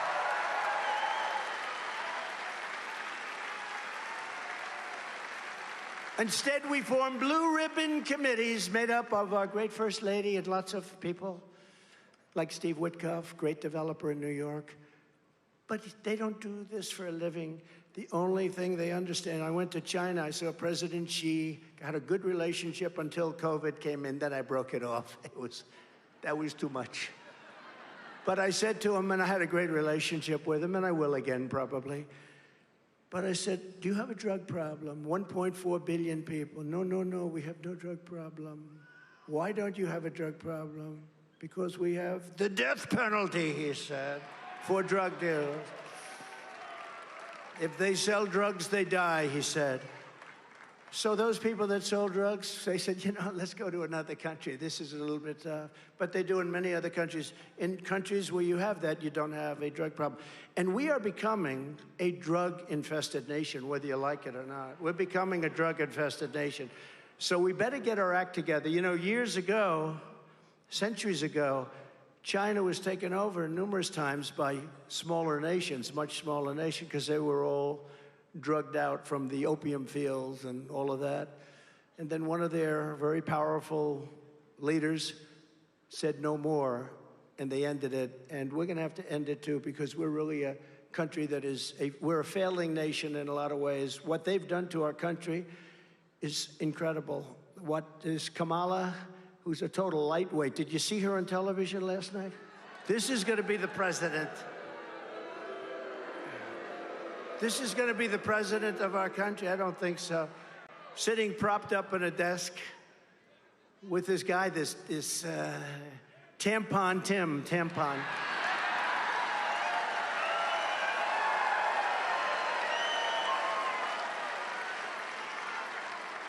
And it's the first interview she's done in, like, nobody's ever seen anything like it. And if you're too weak to do a one-on-one interview with a person that was so soft, you know, I know Dana, she's always, you know, always nasty. She was so nice to the Democrats. It's much easier to be a Democrat, but we don't agree with their policies because their policies will destroy our nation. So we can't do that. We can't do that. But it was a very weak interview from the standpoint of CNN. I think CNN should be ashamed of themselves. If that were me, aren't they? Sir, I heard you want the death penalty for drug dealers. Why? Well, you know, I'd like to end the drug epidemic, if that's okay. Remember this, and I said it. Every drug dealer, on average, kills 500 people. That's not mentioning all of the families that are destroyed forever. They're destroyed forever, and we have to do something about it because we are becoming, and we are, a drug-infested nation. We have to do something, and if you did that meaningfully, you will, in 1 week, stop the drug problem. Nobody's going to be selling drugs. Nobody. I don't know if the country's ready for it, but they should. You know, we lost... They give you fake numbers, the real numbers. We lost probably 350,000 people last year to drugs, to fentanyl and other drugs. I had to deal with President Xi, who was going to put that on their ultimate crime list. That's where they give the death penalty. If they make it in China, they sell it here. He was going to give the death penalty. When we had a rigged election, what happened is when I left, they never picked it up. Biden never picked it up, so they never did it. But they were going to give the death penalty, which is their ultimate punishment. You can't get too much more ultimate than that. They were going to give the death penalty to the fentanyl makers in China if they make it and sell it in here. And they were going to do it because, you know, otherwise we weren't going to do trade. Little things like, we won't trade with you anymore. We won't pay you billions of dollars anymore. So easy. So easy. But people like Kamala, she let San Francisco die. She destroyed probably the greatest city, maybe one of the greatest cities, but could be. A friend of mine, Bob Tisch, used to say years ago, he said San Francisco is the greatest city in America. That was probably 1670. He passed away, great guy. He passed away, but he used to talk about San Francisco all the time. Today, you can't walk into San Francisco. She destroyed it. She destroyed it. She's the one that started it, too. She was the district attorney. Then she destroyed California, along with Gavin Newsom, you know, one of the truly bad governors. But the fake news is doing everything possible, everything they can to help Kamala Harris. Do you ever notice nobody knows what her last name is? I go, okay, I'm going to give you the first name. Tell me the last name. I say, Kamala. They have no idea who the hell she is. But as they find out, you notice our poll numbers are starting to skyrocket. When they find out that she's a Marxist, when they find out her father, you know, is a Marxist professor, you know that.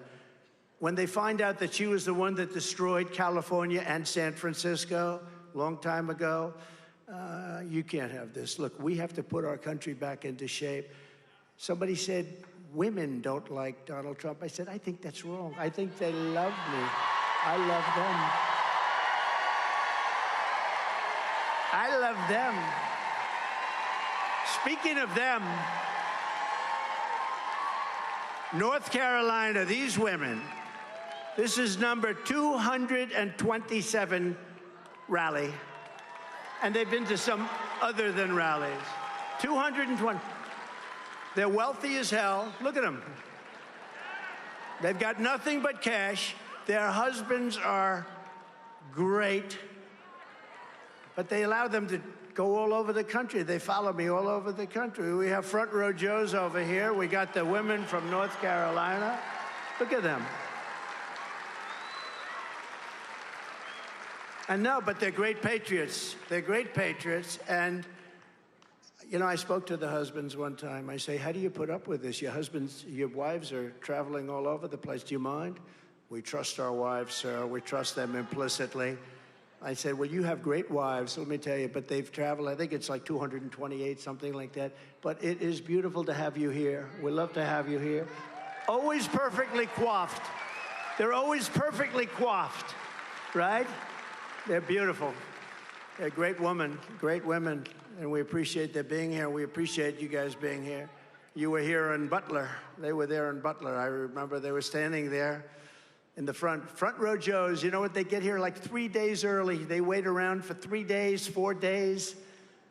They probably got to know some of my guys by now. I would think they don't have to be quite so anxious. They're going to be, but they've done a great job. And then we have Mr. Wall. Irving Wall, would you please stand up? Irving Wall.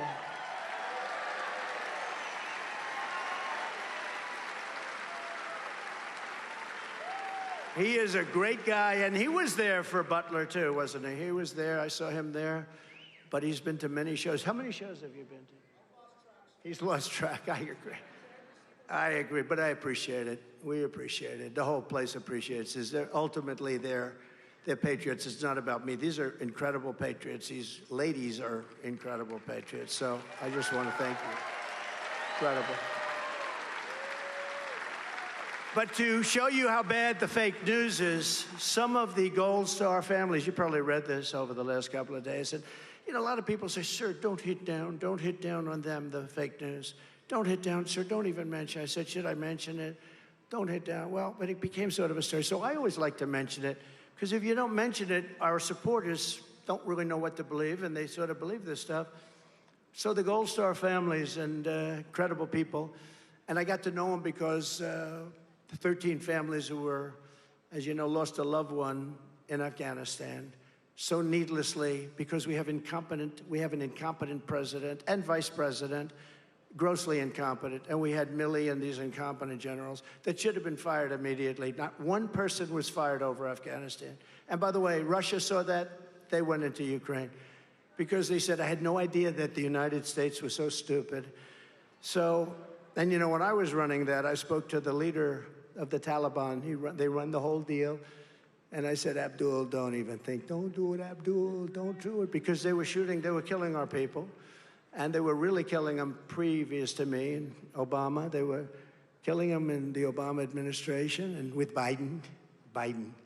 But how did he do in the debate? A friend of mine said, sir, what did you do?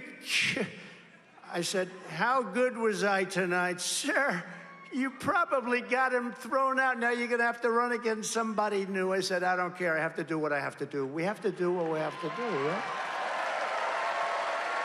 And I look forward to the debate with her. But what happened, so with Afghanistan, you know, I do the weave. You know what the weave is? I'll talk about like 9 different things, and they all come back brilliantly together. And it's like, and friends of mine that are like English professors, they say, it's the most brilliant thing I've ever seen. But the fake news, you know what they say? He rambled. That's not rambling.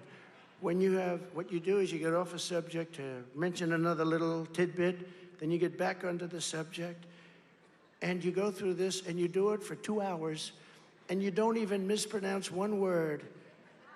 And they say he had 100,000 people. You know, in New Jersey, we had 107,000 people. They never like to report it, so I say it. But in Wildwood, New Jersey, they announced 107,000 people.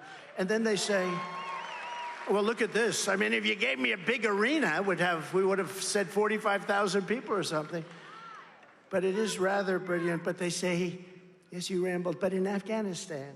So what happens is you take the wonderful families, and they come in, and we're in Washington. They said, would it be possible, sir, would it be at all possible for you to come because we're celebrating our child's life? The child was buried because of Joe Biden and Comrade Harris. Would it be at all possible, sir, for you to be there? And I said, yeah, it's going to be real tough. I was really, like, far away. And sometimes it's tough. But I said, you know what? We have to do it. And I got my team, and I said, let's go. We're going to Arlington Cemetery. Okay?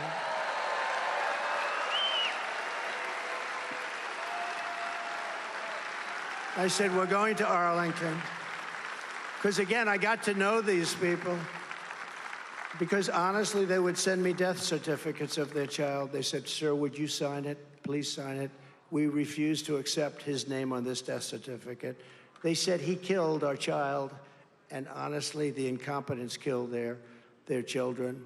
The incompetence, gross. And, by the way, they lost almost 500 people that day, including the other side. They left Americans behind. They're still there. Nobody knows even what happened to them. Think of this. They left $85 billion worth of brand new military equipment that I bought because I rebuilt the entire military. $85 billion worth of equipment behind. They left everything, and they moved the military first. Instead of last, you say, you stupid people, you take the military out last. For 18 months, and a lot of you know this, for 18 months, not one American, after I spoke to Abdul, the leader of the Taliban, not one person was shot. We didn't lose one person for 18 months. In fact, Joe Biden got up on television one day, and he said, for 18 months, not one person was shot during the Trump administration. Then the people started screaming at him, you stupid, don't say that. You know, you are so stupid, they tell him. But I appreciated that he said that. But it's true. For 18 months, nobody was lost, and nobody would have been lost, and we were getting out. I had it down to 5,000 people. But we were going to keep Bagram, which is the big air base, one of the biggest in the world, had the biggest runways, most powerful runways, 8 foot deep. You could land anything on those runways. Not because of Afghanistan. We're keeping Bagram for a different reason. 1 hour away from where China makes its nuclear weapons, right? So I got a call from the people. Sir, we're going to be going to Arlington to honor our children who were killed. And they are devastated, the people. I had them over at Bedminster, and they didn't think I'd see them. And they said, do you think we'll see him? And they said, well, we don't know. He'll try and make it. I ended up spending 4 hours late at night listening to music with all of the relatives of the people that were killed, so needlessly killed. And I got to know them. I got to know them, and we were looking at the sky, beautiful place. We're looking at the sky, and we're listening to Elvis, and we're listening to Elton John. We're listening to everybody. And I said, look, your son is looking down at you. And the whole thing was beautiful. And you get to know them. They didn't think I'd see them, but at most I would spend 15 minutes. And I ended up spending many hours. So I got to know them. So they called up and they said, do you think you could be there, sir? I said, I'll try if I can. And we really had to turn things around. Anyway, I got there. And we had a ceremony. We had the changing of the guard. No, we had a beautiful ceremony. And then they said, sir, could you come to the graves? Could you come to the graves? After the ceremony, they said, could you come to the graves? Would that be possible? I said, I will. But I got like this big stadium, something was waiting. I said, but I'm going to, because those people are the love of our lives. They are the love of our lives, right? And in all fairness, I can say there's the mother's, father's, sisters, the brother, but the various people that we're talking about, depending on who it is, but the various people, they say it to me, I'll say it to you. I mean, I don't think they can ever be the same. I said, is it better now? Because it's 3 years. Is it better? No, it's not better. You know, they have an expression, time heals all wounds. But I said, is that expression true? No, sir. Maybe it's worse now, sir. It's devastating. These people are just so devastated. So anyway, we're there, and they said a prayer, different graves, one here, one there. Then they said to me, I'm not surprised. I never even thought about it. Sir, would it be possible for you to have a picture with us by the tombstone of my son? You know, the beautiful white tombstones, marble, beautiful, beautiful things, and carved, engraved with the names on them. I said, absolutely. I wasn't doing it I don't need publicity. I get a lot of publicity. I would like to get a lot less publicity. I would pay to get, I'm the only guy who would hire a public relations agent to get less publicity. Most hire to get publicity. So I was taking pictures at the grave, one with the sister, and then the mother, and then the father come in, and then another group at a different grave. And it was so beautiful, and we left, and everything was nice. And then later on that day, I heard that we were using the graves of those soldiers for public relations purposes, you know? And that was all put out by the White House. Joe Biden killed those young people because he was incompetent. And then they tell me that I used their graves for public relations services, and I didn't. And I'll tell you what, it was a disgrace. And she was involved. Remember, she said she was the last person in the room, right, when they made the decision. And pulling out was okay, but not pulling out like a bunch of incompetent fools. And that's what they did. We had them in such a great position. But when I took those pictures, it was so beautiful. They were crying. Everybody was crying. They were talking about 3 years ago, because of a grossly incompetent group of generals, and we have great generals. Don't forget, we defeated ISIS entirely with great generals, real generals, not these television morons that you see all the time. But when I saw that, I said, I think I have to talk about it. Now, my people said, don't do it, sir. Don't do it. But if I don't tell you the story, you're going to read.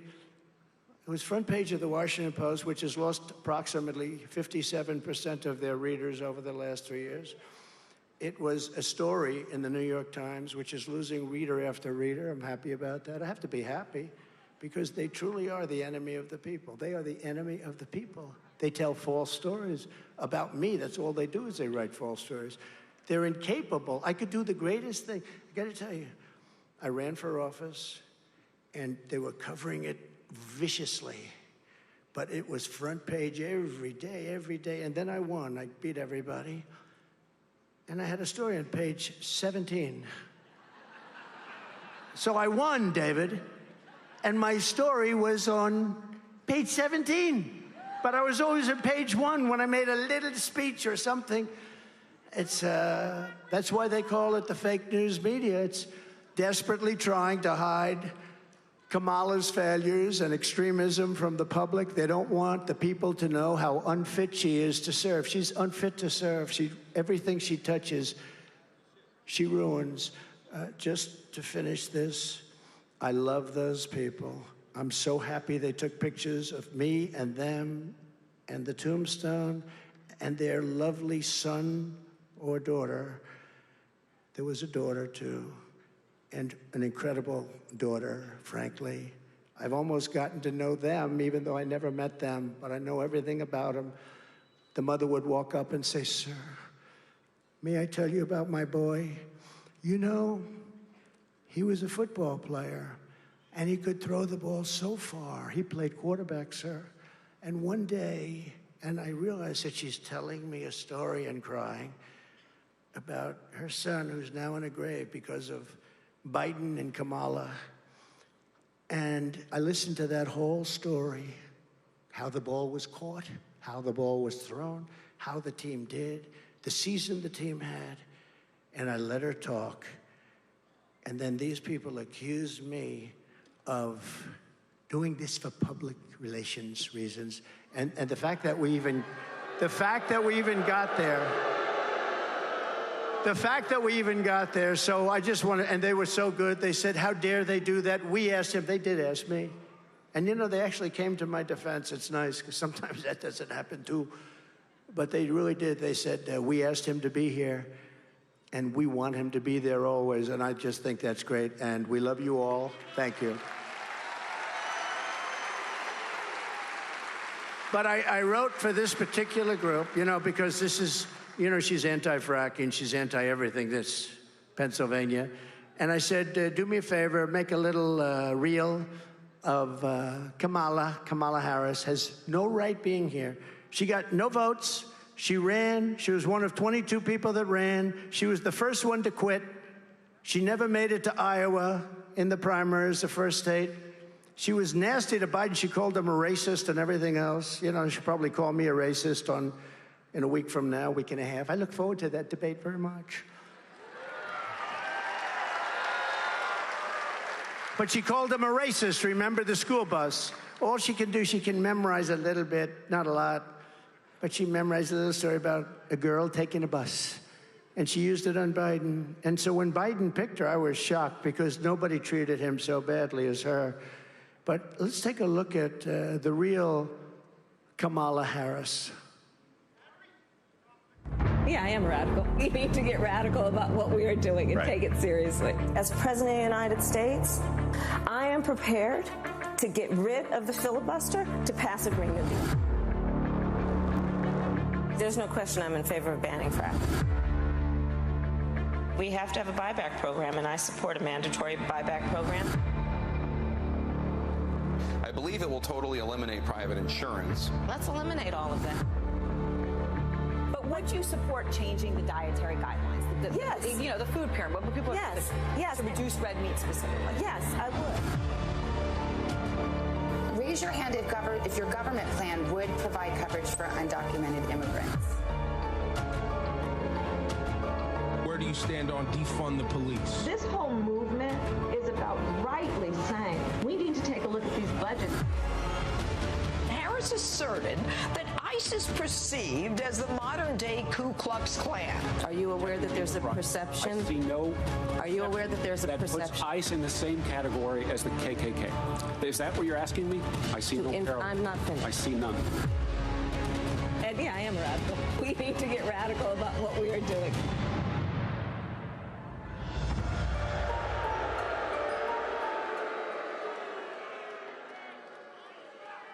But that's her. And now she's changed everything. In fact, I think she is going to soon apply for, give me an application for joining MAGA. She's going to be wearing a MAGA cap. Now, that's her, and she can't do anything about it because that's where she is. Or with a politician, when they come out with something, that's where they end up, and she will destroy the great Commonwealth of Pennsylvania. Just remember that. And we should win a blowout. We should blow them out. You know, we win the state, we win the whole thing.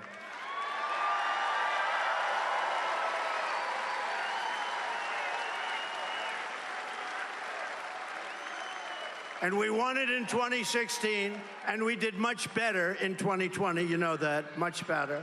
With the whole election. Actually, in 2016, we did great, but 2020, we did much better, generally. Since Kamala and the media don't want to talk about her radical record, we will.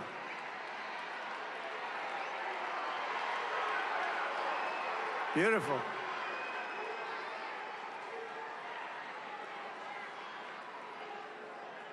That's beautiful. That's all right. That's okay. No, he's on our side. We get a little itchy, David, don't we? No, he's on our side. You know what he's showing?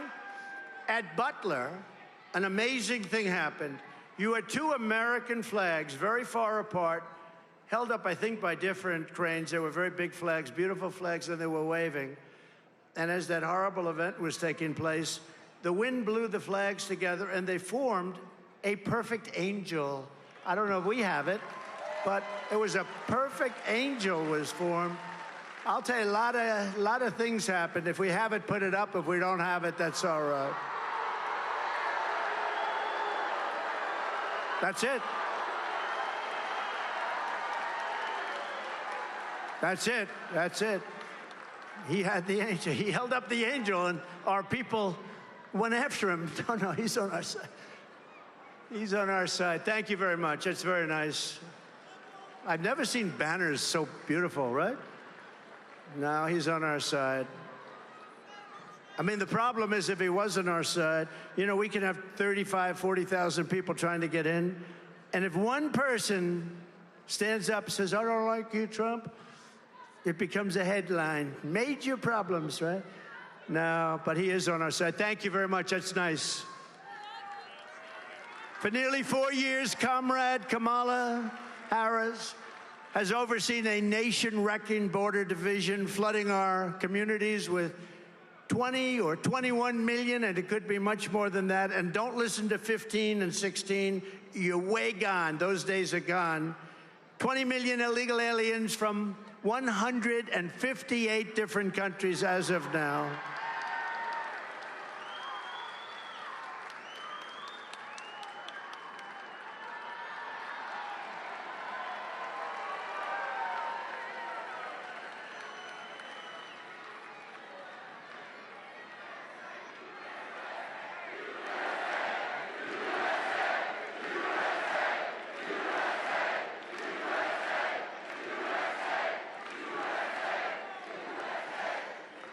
Is there anywhere that's more fun to be than a Trump rally?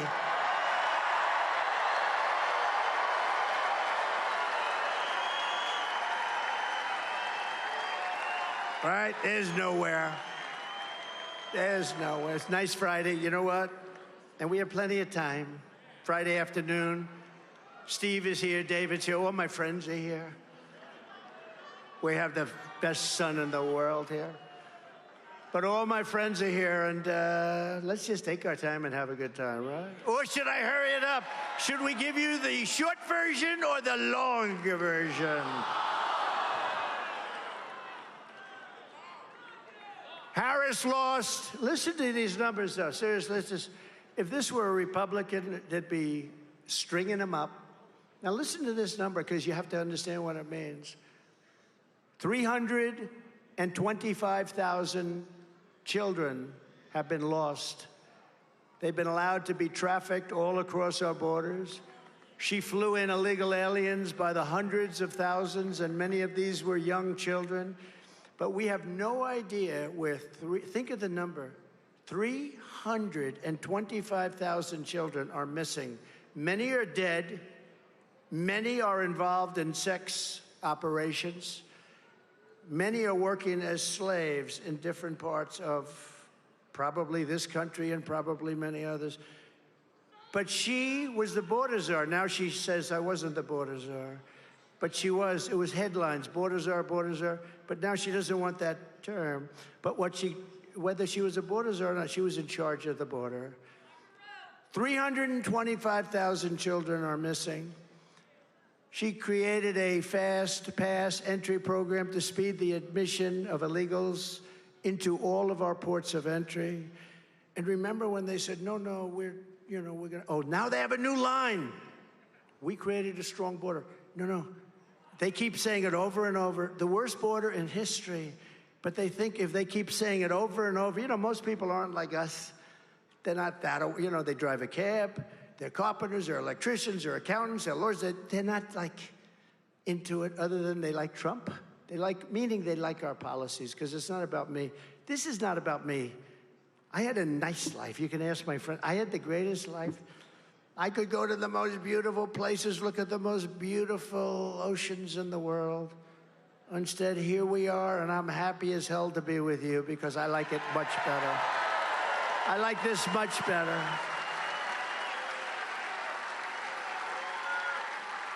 I like it much better. You know why? Because we're doing something. We're saving our country. I wouldn't do it just because I like it.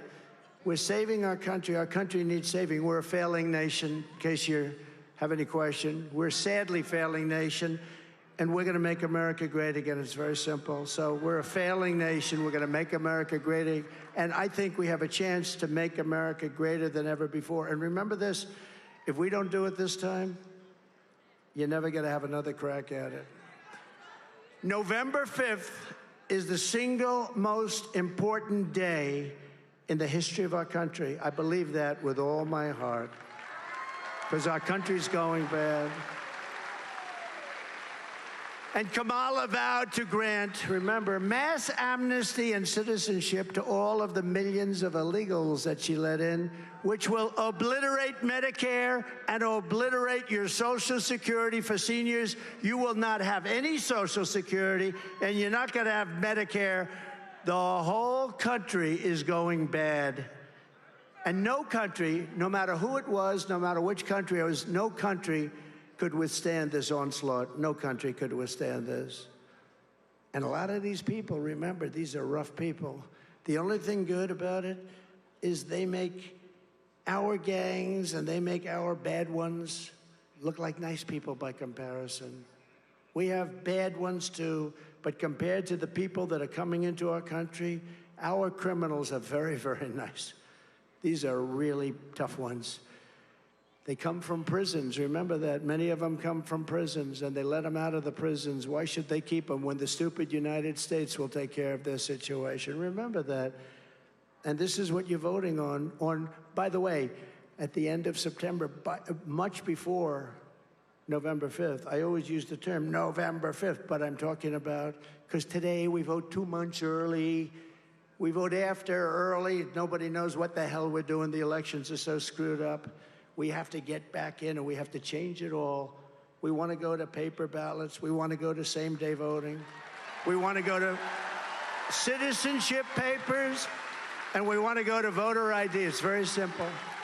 We want to get rid of mail-in voting. Mail-in voting. Jimmy Carter headed up a commission. By the way, the happiest man in the United States today is Jimmy Carter, President Jimmy Carter. My wife went to the funeral of Rosalind, beautiful funeral, like 8 months ago. And I looked at Jimmy. Jimmy's old, but he's happy. You know why? Because his administration is considered brilliant compared to this administration. Brilliant. He's a happy man.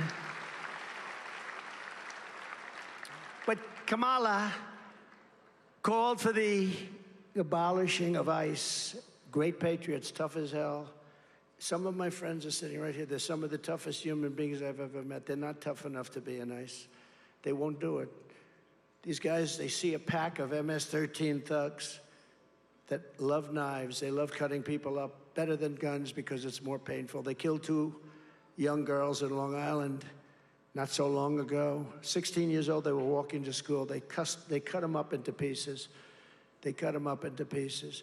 They will go into a pack of MS-13 killers, our ICE guys, and for 2 minutes you see nothing but fists and legs and fighting. A lot of the people, like these young ladies from North Carolina, they're not into that. I don't know. I think they don't want to hear about that. They don't like to hear about people being cut up. They don't like to hear about MS-13. Have you ever seen MS-13? Typically, when you have tic-tac-toe boards on your forehead, it's not a good thing, right? They would go into these places, and they would start fighting, and at the end of 2-3 minutes, it's over, and they would stand up, and they'd take these thugs into paddy wagons, and they'd bring them the hell out of our country, and they'll get them out. And the problem we had, as you probably heard, was that the countries wouldn't take them back. Honduras, all of these, El Salvador, Guatemala, Mexico, but they wouldn't take them back. They wouldn't take them back at all. And when I came into office, I said, we got to get these MS-13 killers. We had thousands of them in our country. They were set out by the countries where they came from, mostly those countries I just named. And a general told me, sir, we can't do that. They won't take them back. I said, why? Because Obama tried very hard to take them back.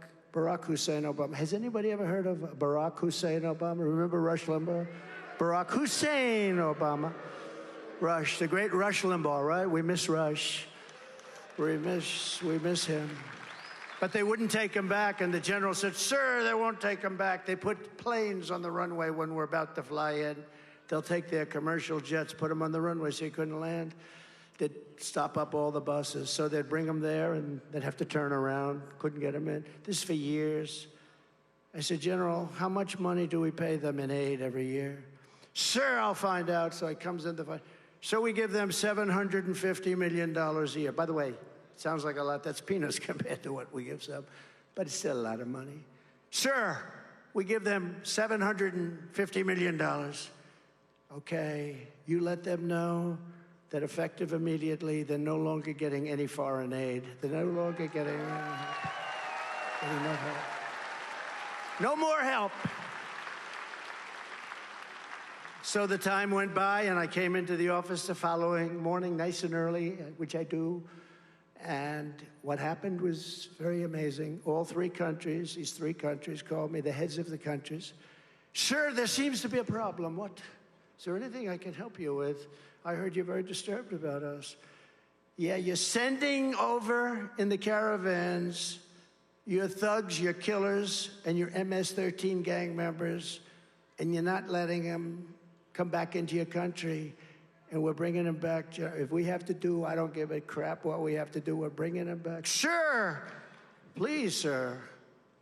We would be delighted to take MS-13 back. They're wonderful individuals. I said, does that mean you're taking it back? Well, sir, I understand you're no longer making payment to us. I said, that's right, and you'll never see that money again. You better open up. Sir, we would be delighted to take them back. All you had to do is ask. 10 minutes later, I get a call from another, the exact same conversation. Could have put it on tape, it would have been identical. Sir, is there a problem?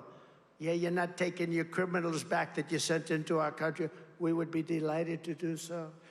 And we took out MS-13 by the thousands and thousands and thousands.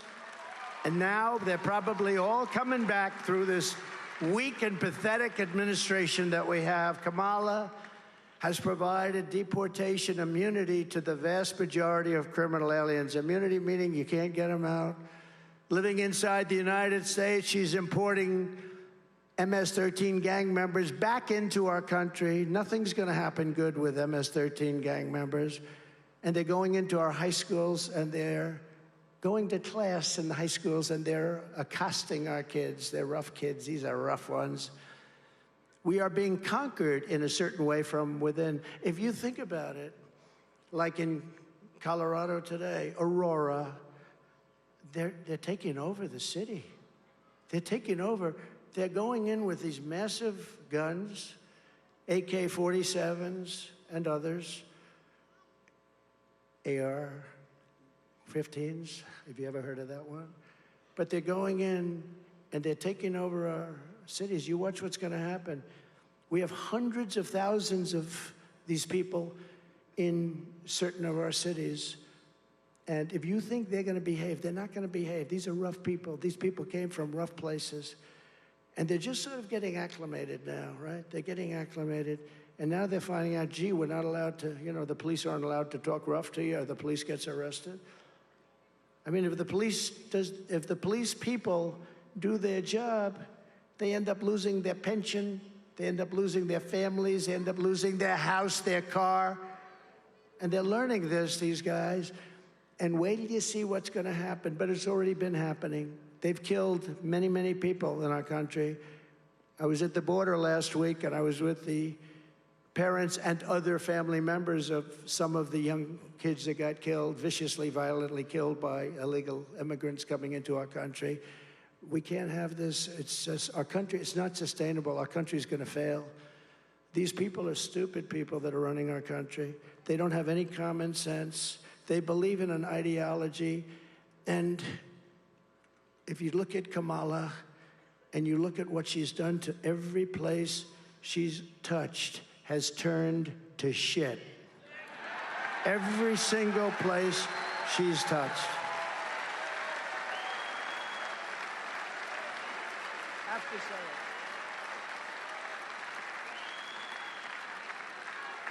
it. Every place she's touched, you know, you might have heard this, Franklin Graham is wonderful. And he wrote me a letter and he said, "Sir, I love your stories and I love listening to your rallies, but could you please don't use foul language. Your speeches would be even better if you didn't use foul language." But there's an example. It's not really that bad a word, but how can you top that word for what I'm talking about, right? What word? Every place she touches wouldn't be nice. That would be a thud. It would land with a thud. No. And Franklin's probably right.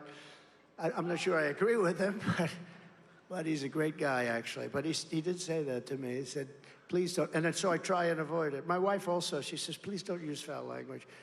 But it's hard. You know, there's some words that can't be duplicated. They can't. I try, but it can't be duplicated.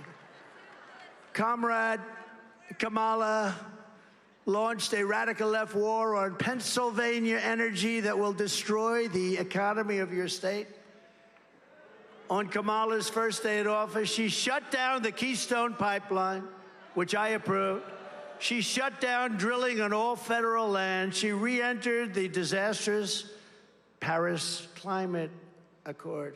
Do you know what that was? That was the worst deal, other than it sounds so nice, the Paris Climate. It basically said that this country is screwed. It said this country is going to pay billions and billions of dollars. Other countries are going to pay nothing. China, as an example, pays nothing because they consider it a developing nation. We're not. We better start developing fast or we're not going to have a country left. So I terminated it. We pay billions of dollars. Russia pays nothing. China pays nothing. India pays nothing. And they won't pay for years, but we pay because we're a bunch of suckers. And I terminated it. And one of the early things that Harris did, because she's the one that pushed it, is they renewed it for even more money than they were paying before. It's the craziest thing I've ever seen. You'd almost think they hate our country. Kamala Harris surrendered our energy independence, spent hundreds of billions of dollars on the Green New Scam. She's trying to take away gas stoves and heaters. She's vowed repeatedly that we will ban fracking. We will always ban fracking. She just said it today. I saw it. They have a clip from like 2 years ago. She said, no, I'm in favor of fracking, like last week. Oh, no, I'm in favor. Then they start playing clips. We will always ban fracking. There will never be fracking. The people of Pennsylvania are smart. They're not going to fall for it. She will destroy. If you don't have fracking, you don't have a commonwealth.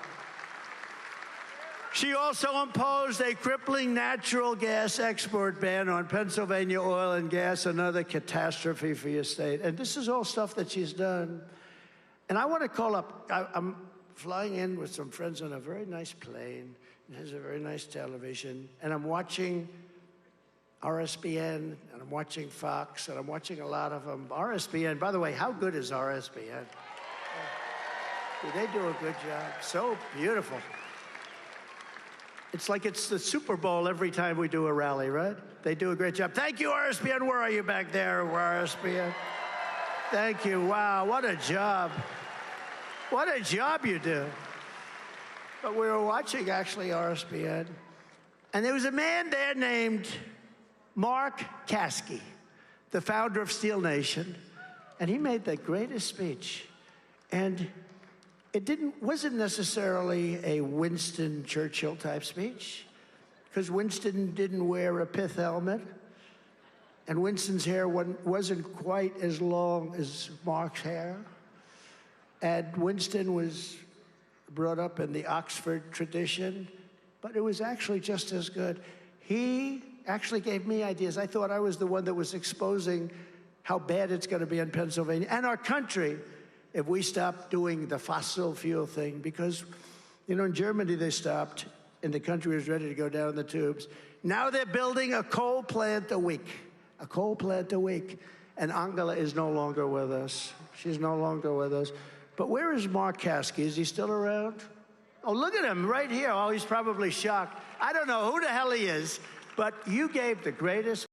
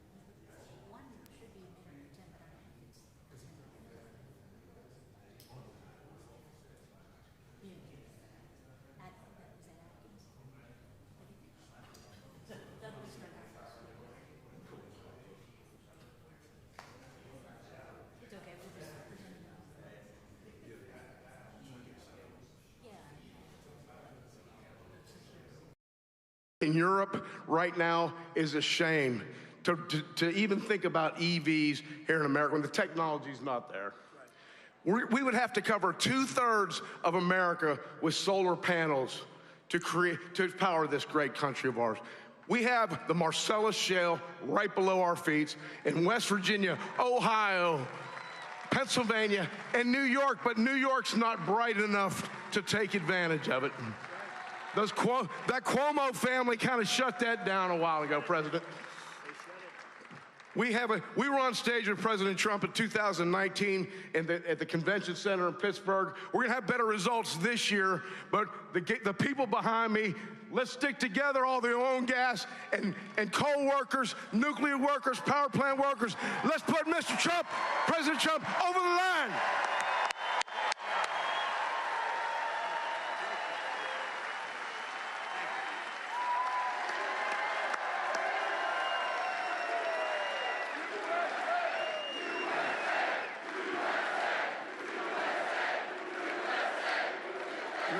I'm watching Mark, and, you know, he's talking about all the things that happened when they shut down everything.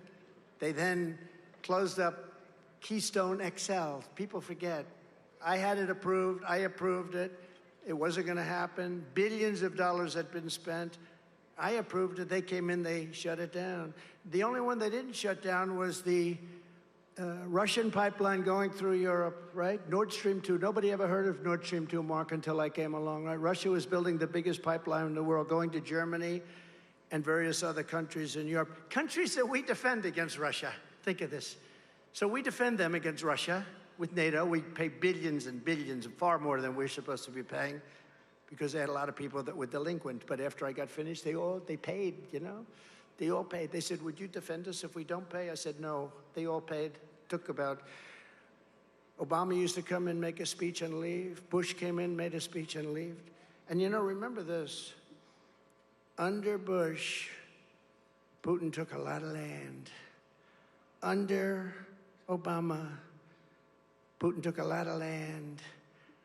Under Biden, he's trying to take all of the land, all of the land. Under Trump, he took nothing, nothing. Right, Mark?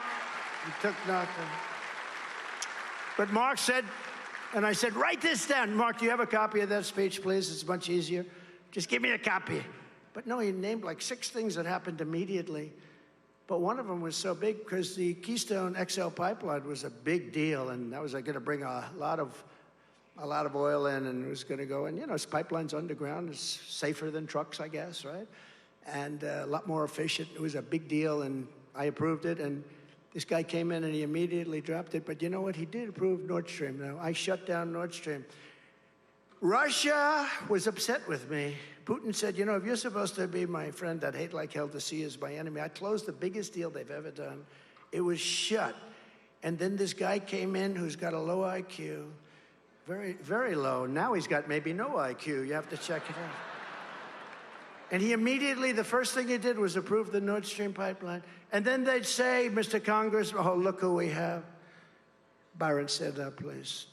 Superstar of the future. He's already a superstar, but he's a superstar of the future. Byron Donalds, Florida.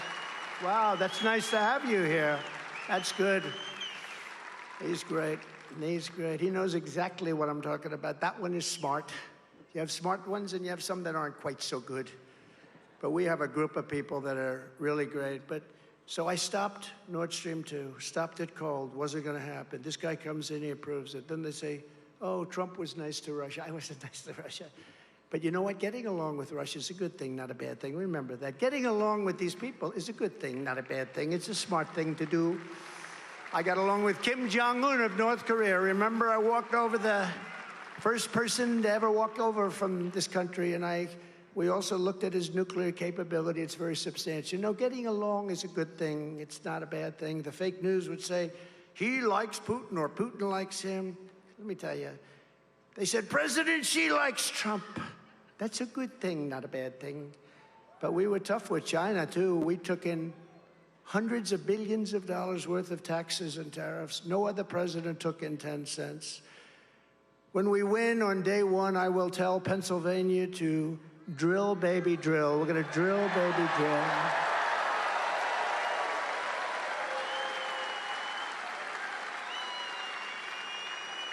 And you know, a man named Mark Levin, does anybody know Mark Levin? He's great. But he said something to me. He said, you know, he loves this country so much. His show is fantastic. And I do an interview with him this weekend, so I hope you're going to watch. But he's very smart, very tough, but he really loves the country, and he hates what he sees happening. But he sent me something. He said, if you'd like, you can read this at your rally today, and if you like it, you can use it anytime you want. And I think I'm going to do it because it's not very long, and we have plenty of time, and it's only about 100 degrees in here. It's actually not that bad. But Mark is a great man, and he's a great patriot, and he writes, here's what we know about Comrade Kamala Harris. She just doesn't care about the American people, especially hardworking, middle-class Americans. She just doesn't give a damn about you. She does not care about the deaths, sex slavery, drugs, criminals coming across our border. She has been vice president for nearly 4 years, and she did nothing to stop it. All she does is complain. She says it's not her job, but it is her job. She does not care about the middle class struggling over inflation, the cost of gasoline, electricity, or the cost of food. She does not care if you lose your job or cannot find a job. She does not care if you have to run up your credit card. She does not care if your family are struggling, and she did absolutely nothing to fix it. She's the vice president, but she just does not care. She does not care about women's rights because she supported destroying women's sports and athletic scholarships. She wants men to play in women's sports. She does not care about protecting little children from sex change operations because she chose Tampon Tim as a running mate who believes the state, not mothers and fathers, should have the final say on sex change operations for their children. Can you believe it? Can you believe it? Can you believe that? Kamala Harris wants to outlaw your car and truck and force you to buy electric vehicles, whether you like them or not, whether you can afford it or not, and they don't go far. She does not care how it impacts you or your family. Kamala Harris does not care about senior citizens because she believes illegal aliens should receive Social Security and Medicare, which she knows will bankrupt those insurance programs, making it impossible for you to receive your pension and health care, which you paid for your entire working life. That's true. She wants to destroy your private health care, even if you like it. even if your employer contributes to it. And she wants Washington, D.C. to make your medical decisions. She wants Washington to decide what procedures and medicines and care you should receive. Whether or not you like it is not important. Kamala Harris had nearly 4 years to show us who she is. She is an uncaring politician with a radical ideology. She is a Marxist. Despite her campaign of lies and flip-flops, we know who Kamala Harris is. We know by her actions and we know by her inaction. We know she does not care about working people, about the middle class, about any of our great American citizens. She does not respect you.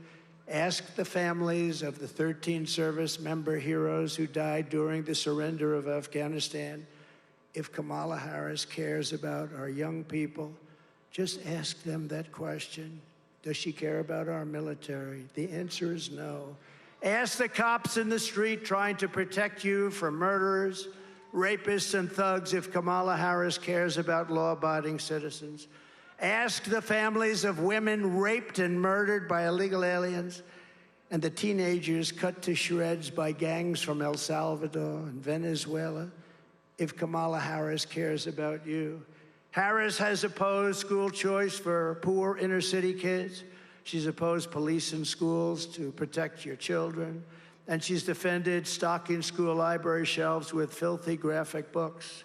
She refused to prosecute pedophiles who molested your children. When she was DA and AG in California, 2 places she absolutely destroyed. Does this sound like someone who cares about children? Kamala Harris has failed you. She has failed as vice president. She has broken trust with you. She has done nothing for the middle class, working families. She's done nothing even for hardworking people. Your eyes don't lie. You see it. We all see it. She's sitting as the vice president of the United States, and yet nobody knows who the hell she is. She does not give a damn about you. This is the real Kamala Harris, and now she wants a promotion. Well, I'm here to give her a demotion, not a promotion.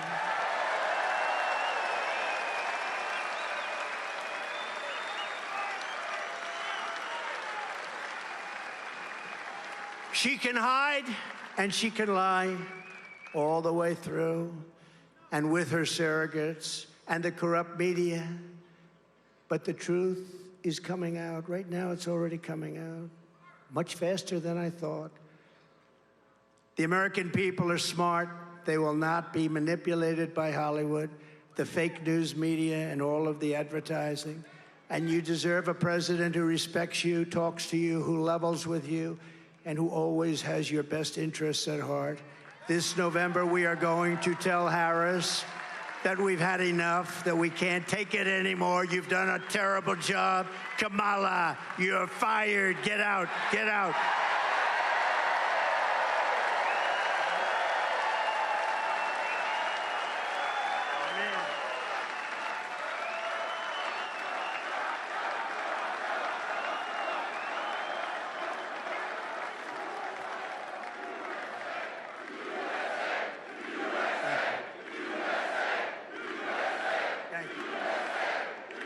Thank you very much.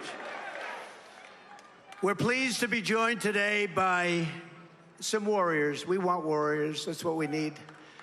And they're friends of mine, and they fought by my side, and we've done so many things. Right to Try. We all know what Right to Try is. You're terminally ill, and you weren't able to get our space-age great medicines, cures.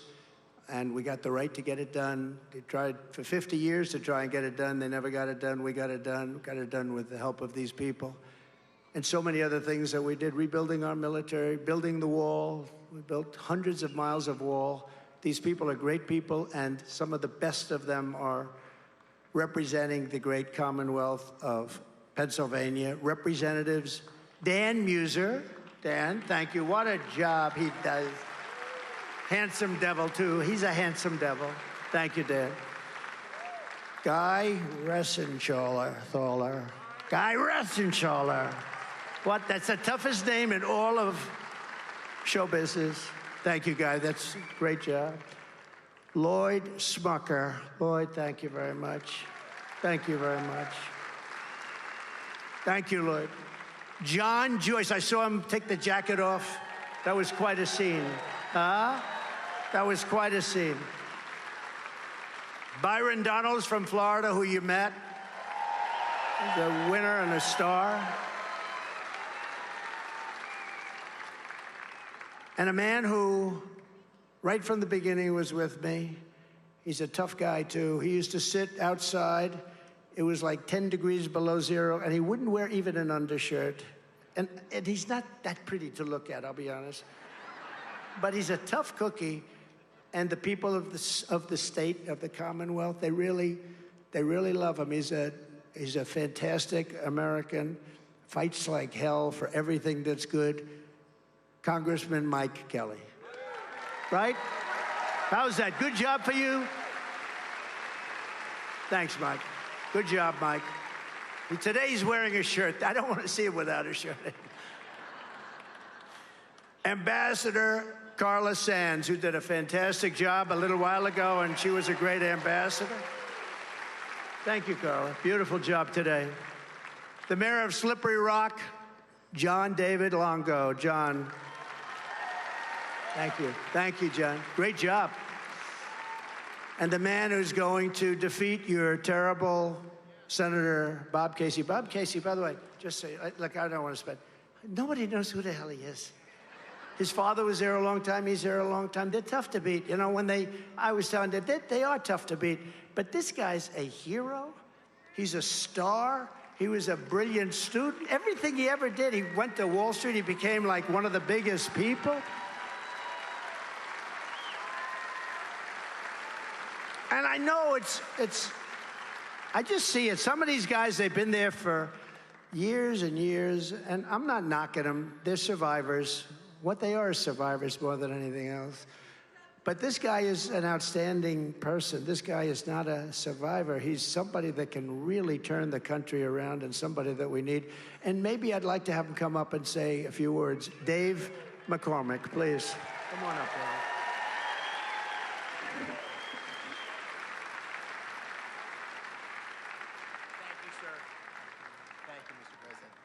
Thank you, Mr. President. We are so proud to have you in the Keystone State. This is ground zero where you're going to go back to the White House based on what happens here in Pennsylvania. Right here, ground zero. And Mr. President, I'm so optimistic that you are going to win in Pennsylvania. You're going to win the presidency for two reasons. Number one, when I'm going across our great Commonwealth, the thing people say they want is common sense leadership, the kind of common sense leadership you showed when you were president. But the second thing they say they want, and I tell them, I say, listen, I was there with Mike Kelly and Dan Muser in Butler. I saw you get shot. I saw you come up, and I saw strength when you said, fight, fight, fight. Thank you, Mr. President. We're glad to have you with us here today.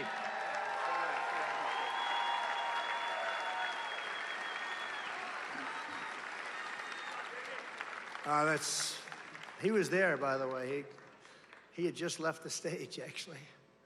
That was good timing. That was good timing. Just left the stage, right? I said, say hello to Dave. And then it began, a horrible thing. Also with us are Bob and Sherry Kepka. Where's Bob? I got to see Bob. Where is he? Where the hell is Bob? My golfing buddy. Bob Kepka. So he's the son of two great golfers, and they're both phenomenal people. One is Brooks. He's one of the best in the world. He just won last week. That is oh, look at him. He's shooting me as I'm talking. You can't do that. You're supposed to be standing up listening to every word. He's shooting it. I can't believe. Okay, so, hey, Brooks, your father's doing a great job. Your family is the greatest. But Brooks is one of the greatest players in the world. He's got 5 majors already as a young man. 5 majors, that's Hall of Fame all the way, right, Steve? And I'll tell you, he gets it from somewhere. He gets it from that guy, because that guy can play. We play each other, but Trump can play too. We play each other, we have a good time, right? We have to say hello to the family, you two boys, everybody, okay? Thank you. Thank you both. Sherry, thank you. Great guy, great family. And two amazing Puerto Rican musical legends. They're legends, Justin Quiles and Anuel. Do you know who they are? Do you know who the hell they are? Come up here, just fast, fellas, come on. Because I don't know if these people know who the hell you are. But it's good for the Puerto Rican vote. Every Puerto Rican is going to vote for Trump right now. We'll take. Hi, fellas.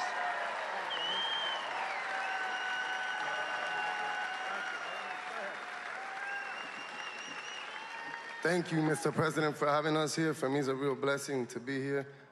I'm from Puerto Rico. We are a big part of United States. We really depend on the United States. Since Trump hasn't been around, Puerto Rico's, it's not a secret. We've been going through a lot as a country. And Biden always promised. A lot of politicians always promise through the years, but all of us know, the world knows, everybody's experienced it. The best president the world has seen, this country has ever seen. His name is President Trump. Thank you for having me here.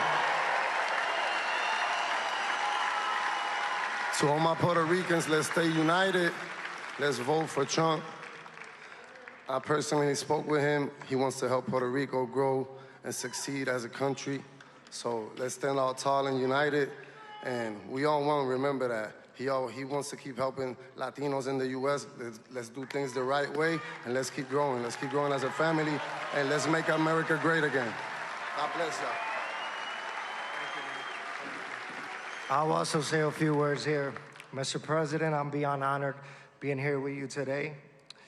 Mr. President, above all, I like you because I always say this, you're not a puppet. I love that about you. Yeah, I really do. I back you because I feel you're the most honest president we ever had. That's true. Saying things how they are, not what you think people want to hear. And that's very important. A lot of Latinos, we stand strong next to President Trump.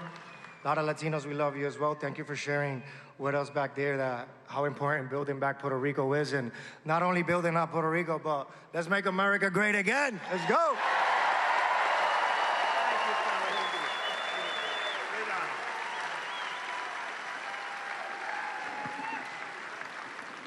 Wow, that's great. That's really nice. Great honor, fellas. Very talented guys, too. Just one final, a friend of mine who's been a friend for a long time, one of the most successful people in New York and Florida and all around. Wherever he goes, he's successful. He never fails. He really doesn't. He's very extraordinary. Mr. Steve Witkoff. He's right here. Steve, stand up. Thank you. Thank you, Steve. Thank you. Got one of the great families, too. One of the great, great families. One of his boys is looking down right now, very proud of Dad, right? Looking down, you have brothers, he's looking down saying, I'm so proud of my dad. But Steve is just extraordinary. So thank you, Steve, for being here. Appreciate it. Thank you. From the moment we take back the White House from Kamala and Crooked Joe, we're going to have 4 of the greatest years in the history of our country. It's going to happen. We're going to get it done fast. Starting on day 1, I will seal the border and stop the migrant invasion into our country. We will carry out the largest deportation operation in American history. We have no choice. We will halt the invasion and deport the illegals. She will let in the next 15 million people, and if they won in 4 years, we will have had over 100 million people from all over the world enter our country, and many of them likewise will be from prisons, mental institutions, gang members, criminals. We're not going to do it. She will destroy this country. She's worse than Biden, because Biden wasn't a real believer in the radical left. She is. That's all she knew. That's what her father taught her, a Marxist professor. That's what he taught her. We will defeat inflation very quickly, and we will make America affordable again. People cannot afford to live here. We will make America the dominant energy producer in the world by far. I already brought it to #1. We were energy independent 4 years ago. Look what happened. We're going to be energy dominant very soon. We have more liquid gold under our feet than any other country in the world, and we will use it to reduce taxes and energy costs for our people. We will also start paying down debt very substantially. In 12 months, we will cut your energy bills in half. We will cut them in half. And that includes heating, air conditioning, electricity, and gasoline. I will turn the United States into a manufacturing superpower very quickly. We were ready to do that. We had the most successful country economically in the history of the world, and we'll get it back very fast. We will no longer allow foreign countries to take our jobs and steal our wealth. In Mexico, they're building massive automobile factories that the UAW head doesn't know. The people know. That's why the people are for me within the UAW, United Auto Workers. But they're building massive plants. They're owned by China. They think they're going to make cars, sell them into the United States. No, they're not. I will put a 200% tariff on every single car, and no car will be coming to the United States. We will make our own products, and by far less from foreign countries that we are buying right now, other countries that make us pay a tax to do business with them will be charged the same tax or tariff when they send their product into the United States. It'll be called the Trump Reciprocal Trade Act. So if China or any other country charges us a 100% or 200% tariff or tax, we will then charge them a 100 or 200% tariff or tax in return. I will end the electric vehicle mandate. I will cut every job-killing regulation of the Harris-Biden administration. I cut more regulations than any president in history by far, and I gave you the largest tax cuts of any president in history by far.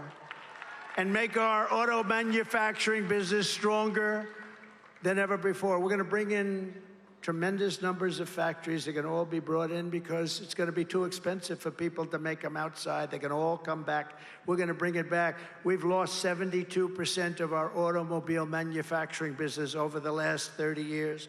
It's going to come back.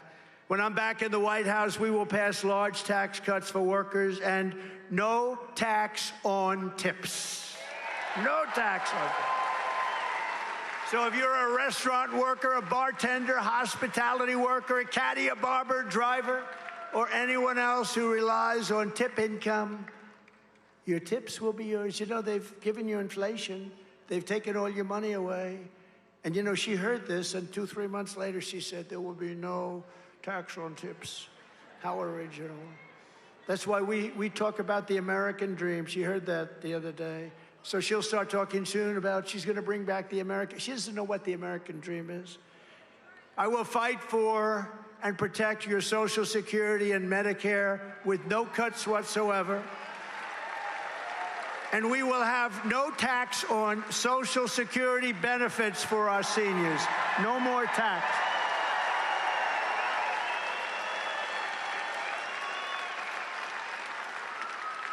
Yesterday, I made a major new announcement. If I'm elected this November, for the first time ever, your government will pay for or require insurance companies to pay for all costs associated with IVF fertility treatment. We want more babies to be born in America. We want more babies. We need them. We need them. We will cut wasteful and unnecessary spending, and we will terminate the Green New Deal and spend that money on roads, bridges, real infrastructure, and paying down debt, not fake infrastructure that has caused massive inflation with no benefit whatsoever to our country. I will settle the war in Ukraine, and I will end the chaos in the Middle East, and I will restore peace through strength very quickly. We will end the weaponization of government against the American people. We will protect religious liberty, and we will end The war on Christmas is back. Remember? 8 years ago, I said there's a war on Christmas.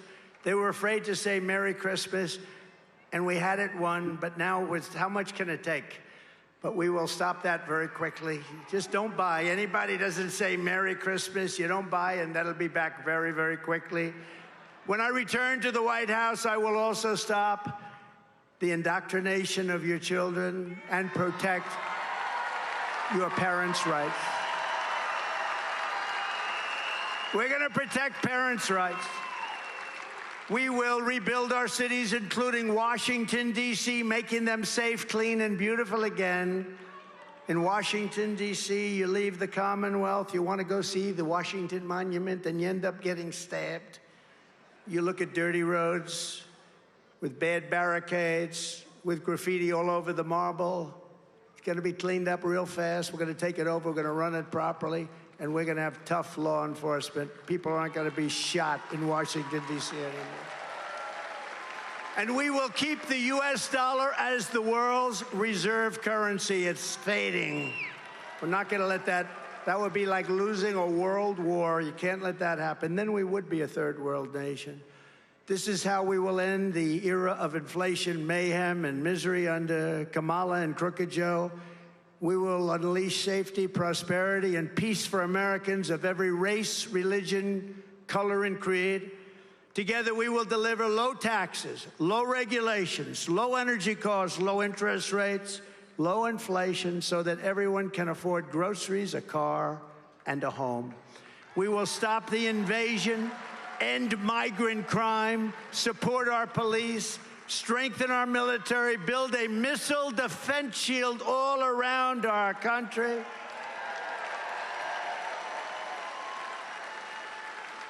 Other countries have it. Why shouldn't we? We're going to all make it right here in Pennsylvania and other places. We're going to make a lot of it right here in Pennsylvania, from what I hear. But Israel has it. It worked. 300 rockets shot. 299 got shot down. One got pretty seriously hit. But if you think about it, it's amazing technology. You know, Ronald Reagan wanted it many years ago, but the technology wasn't there. But now the technology is there. We're going to have it built. We're going to have that dome built right over us. We're going to have a beautiful, safe country. One way or the other, we're going to keep it safe. We're going to keep critical race theory and transgender insanity the hell out of our schools. And we're going to keep men out of women's sports.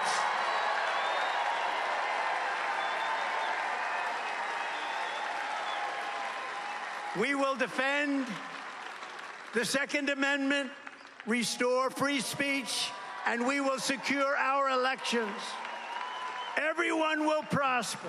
Every family will thrive, and every day will be filled with joy and opportunity and hope. But for that to happen, we must defeat Kamala Harris, a Marxist, and we must stop her country-destroying liberal agenda once and for all. We have to stop it. And I think a lot of things are happening. Look, people are seeing who she is. All you had to do is watch yesterday. Give me a break. That's not a president. That's not a president. That's not a president. And we can't let that person destroy our country. So get your friends, get your family, register, volunteer, and get the hell out to vote, okay? Front row Joe. Right? Because we want a landslide that is too big to rig. Too big to rig. Too big to rig. And go to swampthevoteusa.com. Swampthevoteusa.com. On November 5th, we will save our economy. We will rescue our middle class. We will reclaim our sovereignty and restore our borders. We will put America first, and we will take back our country. Together, we will make America powerful again. We will make America wealthy again. We will make America strong again. We will make America proud again. We will make America safe again. We will make America free again. And we will make America great again. Thank you very much. much, Pennsylvania. God bless you. God bless you.